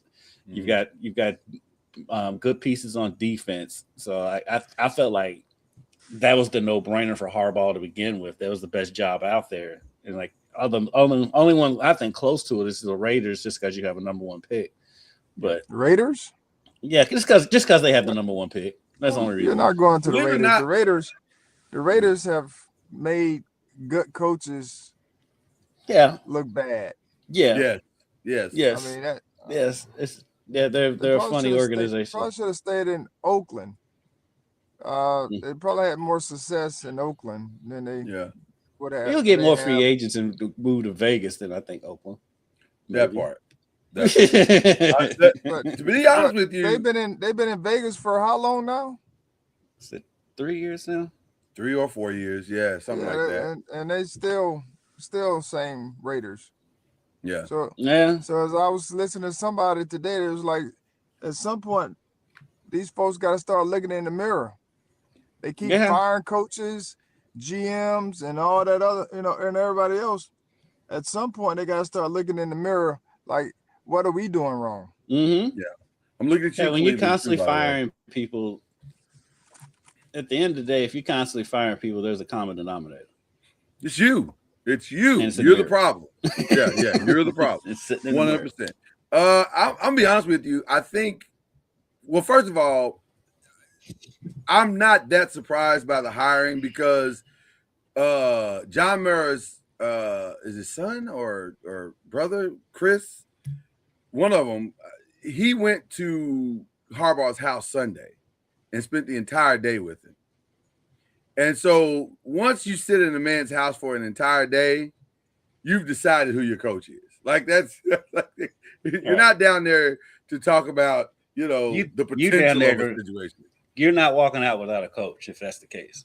Yeah, this to me yesterday was just formality. They were just trying to let him meet some of the people and get familiar with the building and have some talk strategy. But there was once he went down there Sunday, I said, "Oh, they're having a conversation about today and tomorrow." So Joe I hope Joe Shane doesn't think he is safe. He is not. He is for sure on the clock. As far as it's what his future looks like. But yeah, this was a done deal. I think they probably worked out most of the details Sunday. So there he goes. But I'm the thing that is a little surprising is that they're paying him $100 million. Like, really? Wow. You really wanted to fix this. Okay. But I guess when you've had a decade of futility, then my whole thing is also they got to give man time. Like, they can't do what the Raiders did with Carroll. Yes. And look at the season and determine how someone's going to pan out. So hopefully they give him time to work some form of a team together. I mean, they have a quarterback that they feel good about. Hopefully they keep Jameis just for keep Jameis. Entertainment and mentorship purposes. Yes. He is a great guy to have in the locker room. But keeping guys injury free, your main guys anyway, definitely goes a long ways in your success. As well, even with Jackson Dart, just him understanding his value and not putting himself in harm's way, thinking he's Superman. Right. But I think it's a good job. Of course, New York is New York. They can pay whatever to make it happen. But it's just how are they going to support him through the process? Because the Jets and they're very similar. Are they going to support people long term, or are they just going to keep bringing people in and saying, "Oh, we're giving people jobs," but they're not supporting them properly, whatever that looks like. But hopefully, it'll be good for the Giants. I know people talking about the Super Bowl or a bust. I'm like, what are we talking about? I don't know about that part. Like, let's settle down. Let's just make sure we try to make the playoffs. Right. No, Charlie, let's have a winning season. Let's get over 500 first. Let's get over 500. And let's start there. Yeah. And the NFC East over 500 will probably get you in the playoffs. Right. That's viable. So if we can do that, I consider that a win. We're not going to be delusional here. It's not that. So, but yeah, it's a good hire though. It's a really, really good hire. So now all the other hires will take place, and it'll be interesting to see where everybody goes. Mm-hmm. I need to jump off. I got a coaches meeting here, and I look forward to seeing you, man. Yeah, you got all your good coat. Sir. Bring that coat. I want to see that coat up close. Because it's gonna be cold here. It's gonna be cold. Yeah. It's not gonna be cool like it is in Tallahassee with your 42 degrees. Cold. Cold. It's still 43. It's still 43. Yeah, it won't be that here. Bring a coat, sir. That'll be sweltering here next week at 40. God bless you, brother. Appreciate you, man. All right. See you guys. All right. Get out the bubble coats. See you, man. Great Charlie Ward. Taking people's parking spots. Yeah, what's that about? Like, what are you? Cold-blooded right there, man. Charlie just out here yoking people. Like, cold-blooded. Give me your parking spot. He's out here jacking people's parking spots. Gotta tease it. My parking spot. Oh my goodness. So anyway, yeah. So that's exciting to see what happens with that. I don't know how to deal with this next story. Maybe I shouldn't deal with this next story. You and I will talk privately about this next story, so I won't talk about it publicly. The Stephen A. story is fascinating. The Stephen A. story is fascinating to me. It's fascinating in the sense of I don't understand what the end game is. Like, I don't get it. I don't get it. Do you get it? Which Stephen A. story? Which one? I just know the one with the Jets. That's you just made my point. There are too many Stephen A. stories out there. Like, and they're all just weird. Like, what are you? I don't get the end game because I don't understand how the Jasmine Crockett story helps you. The end game is him running for office. Okay. Let me look down the barrel. I'll be very clear about this next statement. You are never getting my vote for office. Ever. I cannot stress. And that's and that's not even questioning your broadcasting skills. Like, you've done what you've done in this industry, and it's more power solid. to you. I applaud you. Yeah, more power to you. But President of the United States, absolutely not. Absolutely not. Under no circumstance will I be voting for you for president. Just want to make that clear. Okay. That's so weird to me. I just don't get that. I don't get it, but it's I don't get it. It's weird. Yeah, the whole thing with the Jets, though. Yeah, I think he kind of stepped in it because not realizing how his words affect people when he says them, and then he tried to backtrack. You know what I mean? After called him out. Who was that? They called him out. It was Joy Reid. Oh no, Garrett Wilson. Yeah, that was Garrett weird Wilson. Too. That was Garrett weird Wilson too. called him out, and Stephen A. kind of backtracked after Garrett Wilson called him out, and so I don't know. It's sometimes it's best not to say anything. Well, like, why? Because if you're Stephen A., why are you commenting on the Jets? Okay, I mean, it's the Jets. The number one guy at the company is Mike Greenberg, and he doesn't comment on the Jets anymore. Like, he doesn't say anything. He's like, they're not worth my time. He literally said that on the air. Yeah. And he's the biggest Jets fan. And he literally said on the air, they're not worth talking about. I'm not going to waste my time on that. That's not worth it. So I just get it. I get it, but I don't get it. I get it, but I don't get it. Like, I get what you're doing. And you're saying all news is good news, I guess, but it's not true. It's not. Picking a fight with Jasmine Crockett, why? With Joy Reid, why? What is the purpose of that? I don't get it. I don't get. Off on a whole other tangent. I'm so tired of seeing our people fighting with each other publicly. Well, that was where I was going. I'm tired of seeing it. Yeah, I don't like with his stuff. Yeah. I'm tired of Stephen A. and his stuff. These rappers going back and forth on stupid stuff. It's like, man, look. At the end of the day, you make all of us look bad. My family taught me, to your point, Kendrick, is that's our business. Mm-hmm. It feels like y'all airing our business out in public, right? And especially when in Stephen A.'s situation where you've got people where y'all can reach out and get each other's phone numbers in and have a conversation. Come on, man. This is easy work. Get on the phone. Go to dinner. Figure it out. Right. But stop all this. This is not doing anybody any favors. You making us all, y'all make, and I'm talking to Jasmine too. Y'all making us all, and Joy, get on the phone and figure it out. And I'm defending Joy. Let me say this too, 1,000% wrong for attacking Joy and attacking Jasmine and any other black woman publicly that feels attacked. I stand with you, but also get that man on the phone and tell him that. Yeah, we don't need this. We don't need to do any of this publicly. It's not helping anybody. It just feels like the typical internet fight. We don't need it. So I just want to say that attention, and it's just like, man, I don't know.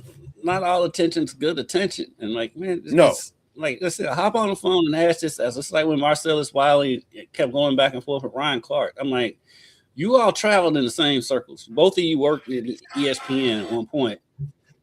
Get on the phone and talk to each other. Quit talking, having this conversation on the internet. Well, even the Draymond, Kendrick, not Kendrick. Who am I talking about? Yeah, no, on the Gilbert Arenas podcast. Yeah. Stop. I don't like any of that. I personally think that I get it. Maybe it gets numbers, but it just seems stupid. Like, what are we arguing about? Kenya Martin, that's who it was. Well, he's not half the player. He could never play in my era. Right, because he wasn't born. That's the number one reason why he can't play in your era, because he wasn't alive. Or if he was alive, he was like 5 or 10 or whatever he was. Yeah, I'm so tired of this era. What are we really arguing about? I'm so tired of this era conversation, and I saw idiot post the other day. It was a video of LeBron dunking and talking about, I've never seen MJ get up this high. I'm like, okay, LeBron's 3 inches taller than Michael Jordan. Some stuff's just common sense. Some stuff is just common sense. It's this isn't rocket science. We're not. I don't know. But we're asking the internet to change, and so it's weird that it's not, and it is what it is. It's just like at some point we gotta. I mean, like I said, we gotta quit fighting in public. That stuff. That's family business.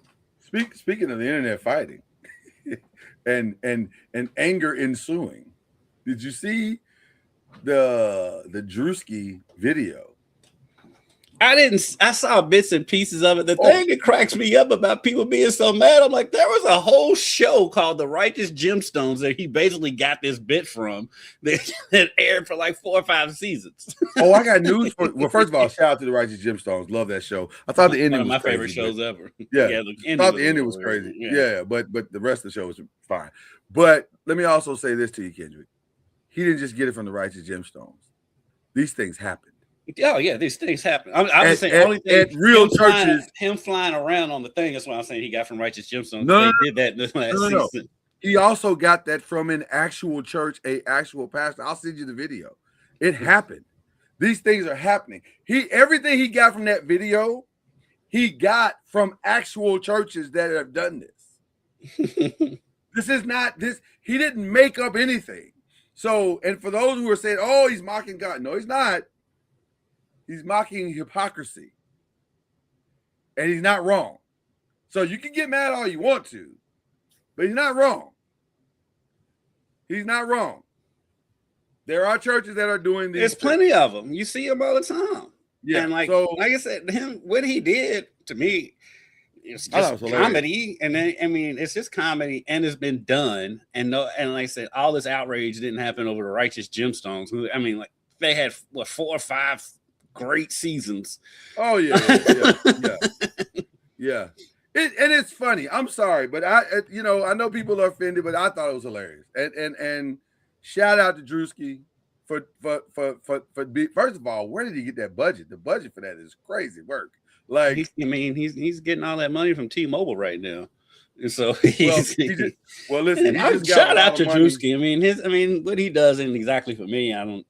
It's not my thing, but shout out to him because he is blowing up. He is monetizing what he's doing, and he's doing a great job, with his career. And like, I listen. applaud him too for doing this, because that's what comedy is. It's hitting you in the face with reality. That's what comedy is. A little bit of satire, a little bit of it's okay. And it's that's okay. what it is. And like, I became a bigger fan of him because of it. Because I mean, comedy hits you in the face.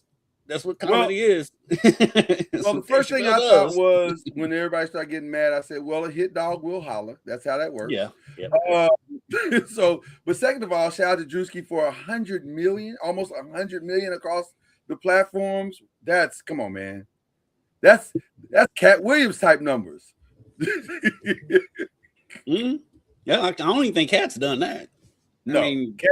Well, when I say Cat, I mean Cat and Shannon when they did that. Yeah. Yeah. So that's Cat Shannon Sharp numbers. By the way, has there ever been a bigger fumble of the bag than we have to do a fumble of the bag show, and I wonder, has there ever been a bigger fumble of the bag after success? Because you were poised. He's right there. He was right there to get McAfee money. Now, here's the thing. Drewski is now poised. He's sitting in the seat now because the deals are coming. The networks are coming. They're going to call now, and they're going to be like, hey, man, you just did 100 million off one video. Let's talk. Let's have a conversation. He's coming. Drewski's coming. I mean, like I say, you already seen him on mainstream ads all day, every day. He's hashtag protect Drewski. Because there's like 4 or 5 T-Mobile ads with him in them. And then he was on that Bet Online, one of those gambling sites. He was on that little thing with Joe Button and all that. Yeah. So, I mean, Drewski is blowing up right now. And so shout out to him. He is poised. Poised. This could be his time. And the crazy thing about it is, like, he's not a stand-up comedian. Most comedy people are stand-up comedians. It's not him. And he's one of those guys that took advantage of COVID, because I mean all these dudes, him, Casanat, all these dudes, iShowSpeed, whatever his name. Yeah, all that came from COVID, and shout out to them for capitalizing on a downtime. And so I give him all the props in the world. If I were him, I'd make sure that my team was tight now, tighter than it's ever been. I'd make sure that I truly have a plan of what I want to do going forward, and then I need to change my habits. Whatever negative habits you have, because sir, you are now in the spotlight. You're not in the shadows anymore. You are no longer an internet dude. In his defense, I've never heard anything negative. Haven't heard anything, but that's how it works. You know that's how it works, though. That's how it works. Yes, it is. You know what I mean? And Shannon. I didn't know Shannon was out here tricking. Like, who knows that Shannon was out here tricking? Shannon did. Shannon told on himself. I mean, there wasn't no TMZ digging into Shannon. Shannon put everything on Front Street. I agree, but that's my point. If your stuff ain't tight, it's going to get bad really fast. That's usually how it works. It gets bad really fast. And I feel like out of all of the streamers that blew up over this time, I do think he's been the more responsible, because like you hear stupid stuff coming out from Casanat all the time. But like you don't really hear much about Drewski outside of just what he does. And Drewski, let's say he's not afraid to step into controversial land, like the whole whiteface thing he did. That was wild. That was a good video too, by the way. It was hilarious. And like I said, I get respect for him because he'll take chances. Chances. And some of it's funny. Some of it I'm like, it's not that funny. But some of it is funny. Like when he was doing the Alabama stuff, not the whiteface one, but just initially when he first started doing the Alabama stuff, that stuff was funny. Yeah. And so shout out to him for I feel like he's the one that's gonna cross over all the way. He has the appeal. Career. I agree. He has the appeal. He seems to have the mind of what to do with a skit. I think it probably needs stronger comedy writers to help him expand it a little bit more or balance it better. Because he's the one that that shows talent. Like mostly, like, and I don't want to keep picking on Constant, but his whole thing is just sitting in the basement watching stuff. Yeah, I don't know what Constant is. But Drewski is like I don't know what he is other than he's a short dude that can run. Like I get it. That's super athletic, and I'm like, he's really athletic.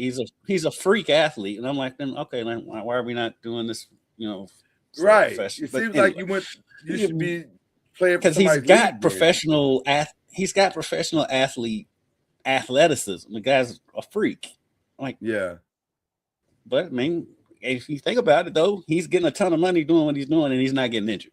So there's that part. I mean, but Drewski though is putting together these skits that are funny and have budgets behind them. That's talent. That's like other. This one had a massive budget.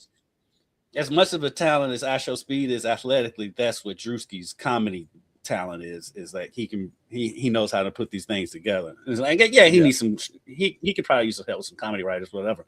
But for somebody that just came out of nowhere and is doing it all on his own, phenomenal. Shout out to that brother. Phenomenal. Mm-hmm. Super impressed.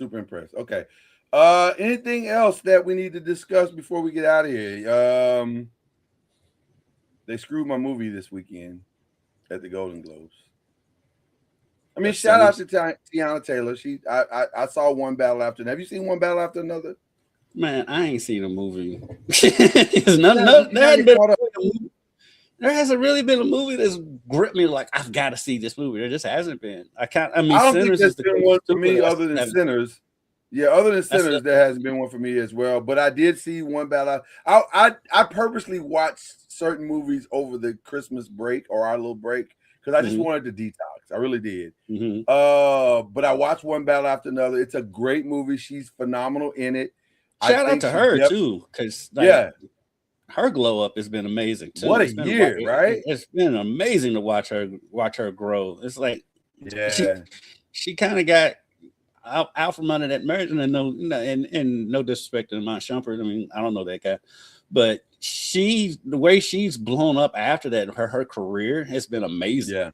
In a short period of time too, because it's only been a couple of years. It didn't take long. She's everywhere. It hasn't taken long. She's mega because she was basically known as just basically a dancer, and like she has a dancer who could sing is what she kind of was known for. And the thing is, what she's blowing up for is for neither one of those. Yeah. Although she did get the Grammy nod this year for the thing that she did this year. Now I'm curious to know because she showed up the Globes with no Aaron Pierre. And the rumors is that's over. I don't know. I don't follow that stuff. That's your realm. The rumor is that's over. That was interesting that came and went as fast as it did. But it was interesting. I was like, okay, But listen, I'm proud of her. I'm a fan of hers. I think she's very, very talented, and I think she hasn't even scratched the surface yet as an actress. I think there's a lot more. Yeah, there's a lot more meat on that bone, and I think she's headed in the right direction. Now, I could see her not winning the Oscar this year because of that because the Oscars is very much earn it, like over time kind of thing. Which is why it's rare you see anybody come out of the box and get an Oscar that fast. It's rare. The last time I saw that happen was with Kathy Bates, and that's years. We're talking 30, 40 years ago. And even then, she'd been around. Yeah, she's been around. She's more theater. She just hit the right movie at the right time in the right circumstance. Shout out to Kathy Bates, her versatility too. She's amazing. Oh God, I love Kathy Bates. I'm a massive Kathy Bates fan. I watched the new Matlock. I love that show. Brilliant show. So this is an interesting time right now. Award season is always interesting. The Lakers are headed toward their Grammy trip. I think they're going to be out for like 10 games, which is insane. Like that's crazy. But they finally broke that 3-game losing streak, which was weird because there was three teams that they should be beating. That they should beat, yeah. But that's what happens when you have an older guy in a key role. Like he's 40, so he can't be doing back-to-backs. And he did his first back-to-back this week in that last game. His first back-to-back. Well, it was the Hawks, and I think that's why he did it. Right. That's the same. Hey, work hard, work smarter, not harder. Work smarter, not harder. That's exactly right. I live by that, by the way. I'm literally while doing this show, I'm literally trying to explain to somebody that you're working too hard on something. You're working too hard. Yeah. Speaking of that, before we get out of here, I gotta check in with my guy right now. You're headed to Miami, man. Excited. Just looked over at first. Are you excited? I was gonna ask. How you feeling about that? Just looked over at First Take and saw some highlights from Miami and Indiana. I'm excited because my partner in crime at work, Dusty Baker, he's been on the Indiana beat. He went up for the Michigan State game. He went to Atlanta, so I'm gonna keep him there with them. So I'll be able. I'll focus more on the Miami side of things when we're there. So I'm excited about that because Malachi Tony is so fun to watch. Yeah, and he's so mature beyond his years. And this is like, because I keep hearing Le Batard talking about, everybody wants Miami to lose. This could not be further from the truth. I'm not sure that's it as much as I don't think this is about Miami losing. I think this is about everybody's shocked that Indiana's even here. Because it's just a better story because it's a team out of nowhere. And then you have this extremely likable quarterback that everybody can get behind and root for. And so it needs the Heisman. The story is just amazing. And the only way the Miami story could be trumped, because their story is amazing too. The only way they could be trumped is by a story like this. Because out of the 4 teams that was in the Final Four, Miami had the second most, third, because Ole Miss's story with everything with Lane Kiffin. But that was wild, yeah. But Carson Beck getting a second chance, the U, everything that goes along with the U. Then they're being coached by a former player who was a part of all of that, and so and then you have a guy like Ruben Bain who probably could have been a Heisman candidate. If it was the essence of what the award is supposed to be.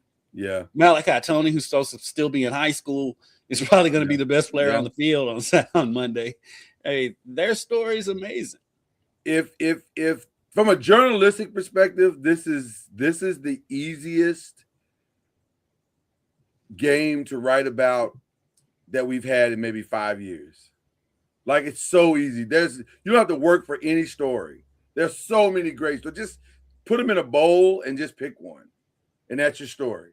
Like, it's from Cignetti.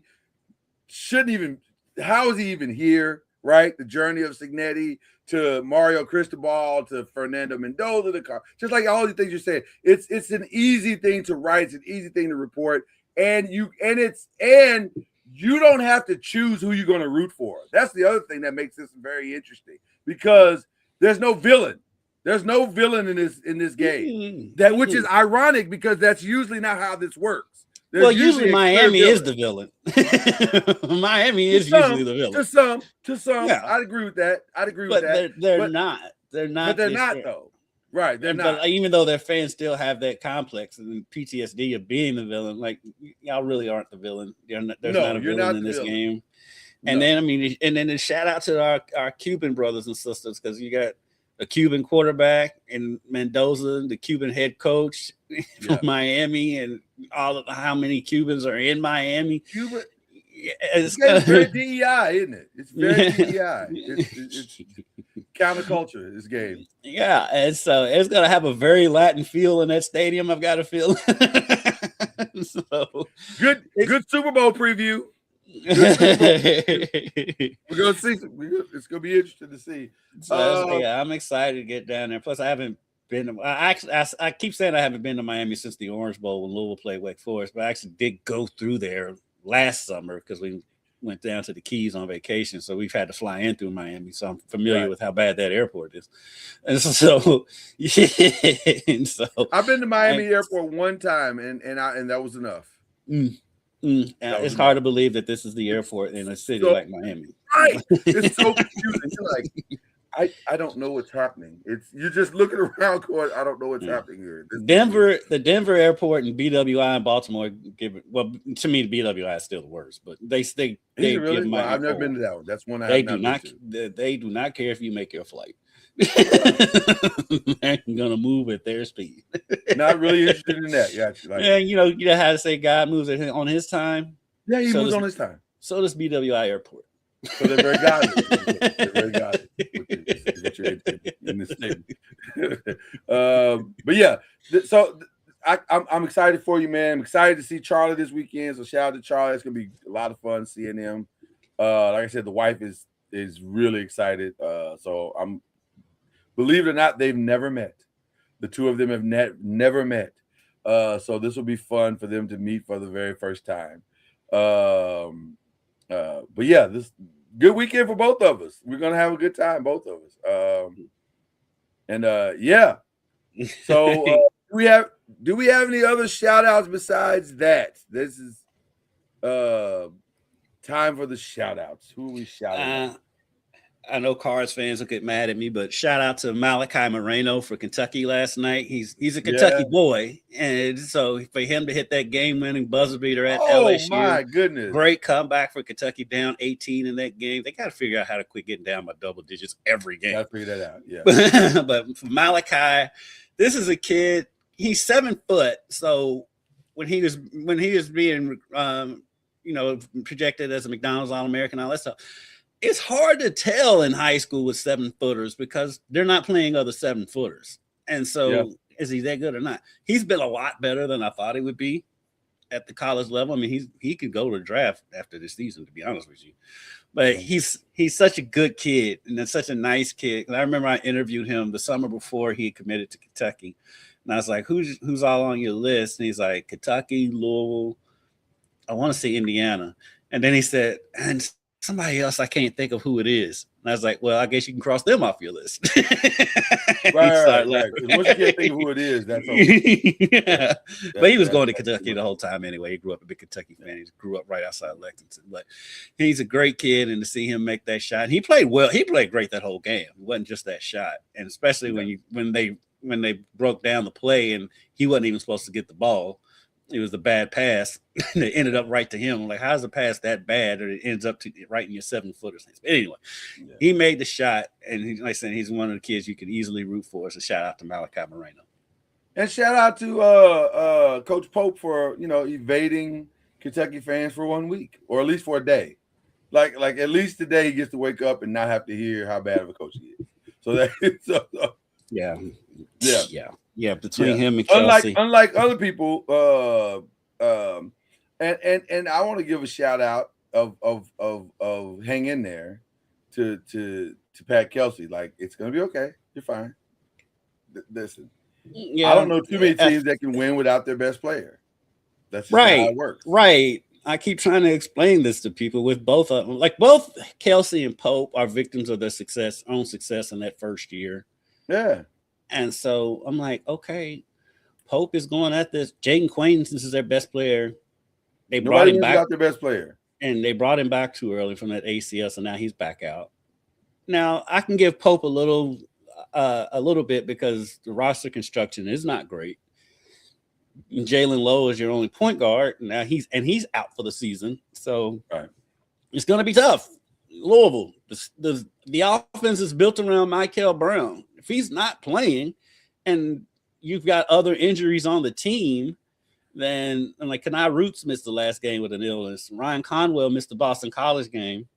Yeah. And Michael's out. So yeah, you're going to struggle. That's not a knock on the coach. I don't care who the coach. You can have Red Auerbach in there. It's gonna be. You take Bill Russell off those Red Auerbach teams and see where they are. I mean, that's just what it is. It's gonna be difficult. I once Michael went out, I said, okay, until he gets back, they're gonna struggle. It's not gonna be. It's gonna be up and down and fluid. If they could, but it's not been that big of a struggle. It's not as bad as it's being reported. So, or it appears to be. Are they losing games that they should win? I don't know. Virginia's a solid team. So should they have won that game? I don't know. Maybe not. Virginia's a good team. That's because out of the teams that they lost to, I know Virginia and Duke. I'll have this caveat. I did not see 1 second of that Stanford. I didn't see one second of that Stanford game that they lost. So excluding that game, The Virginia game is the only game that of these games that they lost since Michael's been out, where I was like, yeah, Michael could have made a difference. They probably would have won that game. They weren't going to beat Duke if Michael was there. They weren't going to beat Tennessee if Michael was there.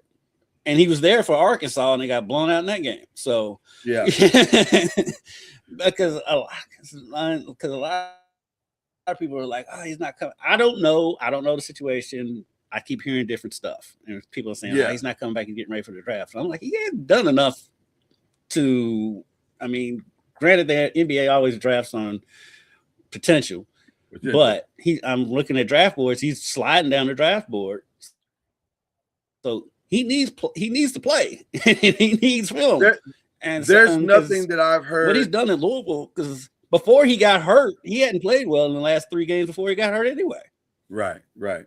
There's nothing that I've heard that I would want to come to air with that I think is credible.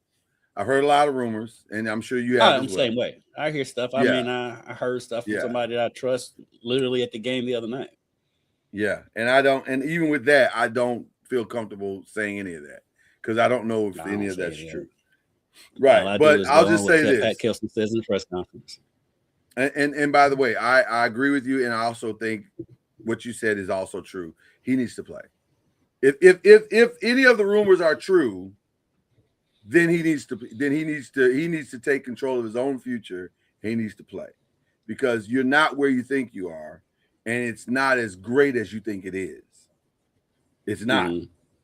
It's not, because I could see him easily now slipping right into the second round.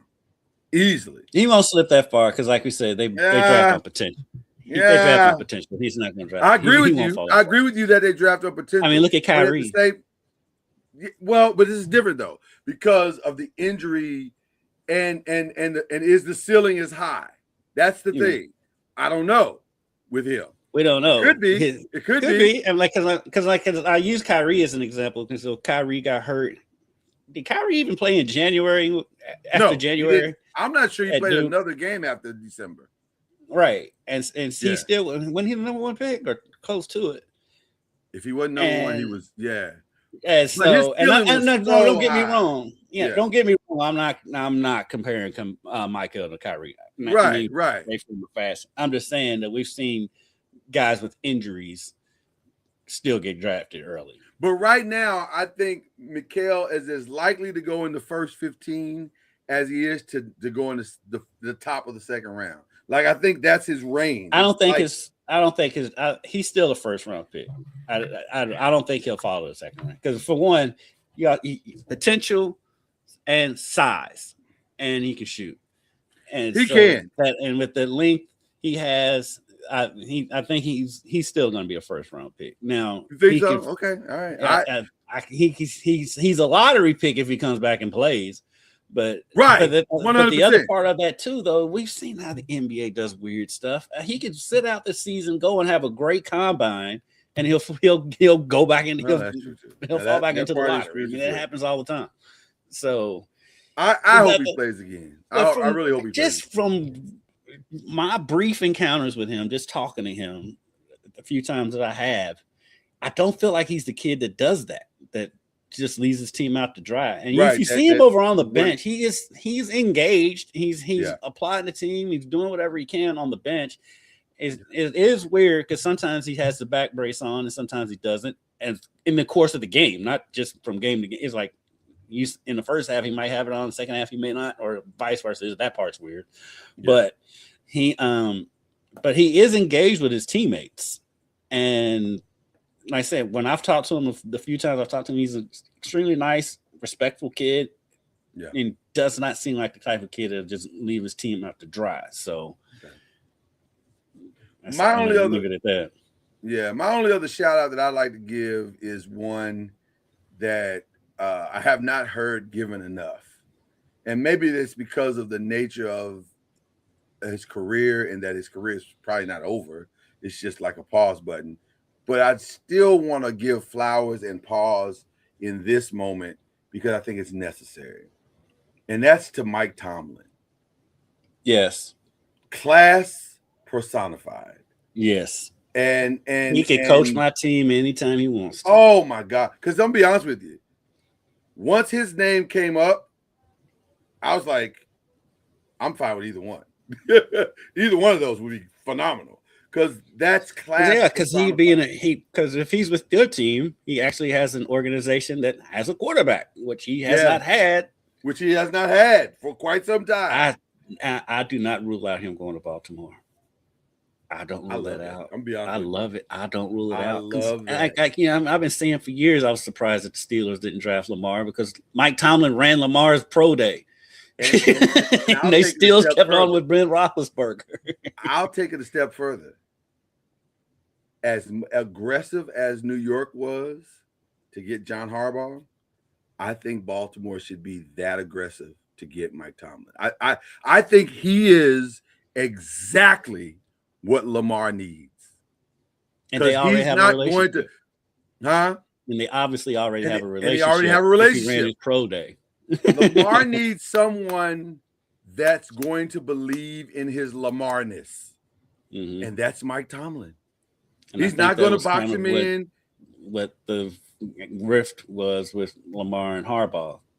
Because as much as Lamar gets grief for his playoff record, and rightfully so to an extent, a lot of that was the Ravens would change their offense when they got in the playoffs. Right. Lamar hardly ran the ball. Right. No, the Falcons do need him. I don't want him there. I want him in. No, I don't want him there either. No, with all due respect to you, Pastor. No, I want him. I want him with Lamar. I really want him with Lamar. For the journalist in me who's always looking for the good storyline, Tomlin in Baltimore is the ultimate storyline. That is the storyline. When you saw the owner's reaction when he heard that he was free, he was like, "Oh."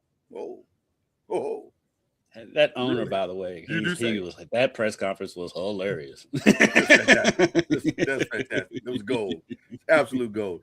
Okay, we got to get out of here. We do have to get out of here because he's leaving tomorrow, and you can't just be Yeah, I haven't packed one thing yet. Well, I wasn't going to say that publicly, but yes, I'm sure there's things that you need to do to get ready for this trip this weekend. But guys, it's going to be a phenomenal weekend. A phenomenal week. Divisional playoffs. You got the ramp up to the championship game on Monday. When we return, the ACC will either have a champion or a runner-up. No shame in either. Good. Right. Either way, it'll be good. But history will be made on Monday night. So I can't wait. It's going to be a lot of fun. I hope you guys will enjoy your weekend, enjoy each other. And also, despite the state of our country, Monday will be Martin Luther King Day. No matter how much certain people try to fight it. Right now, it's trying to be erased. It's Martin Luther King Day, and we're going to acknowledge it as so. So shout out to the great Martin Luther King. We are here because of some of his efforts and the things that he did for all of us. So there you go. All right. That's it. That's all we got. Go Rattlers. All right. We'll see you guys next week. Cue the whistle.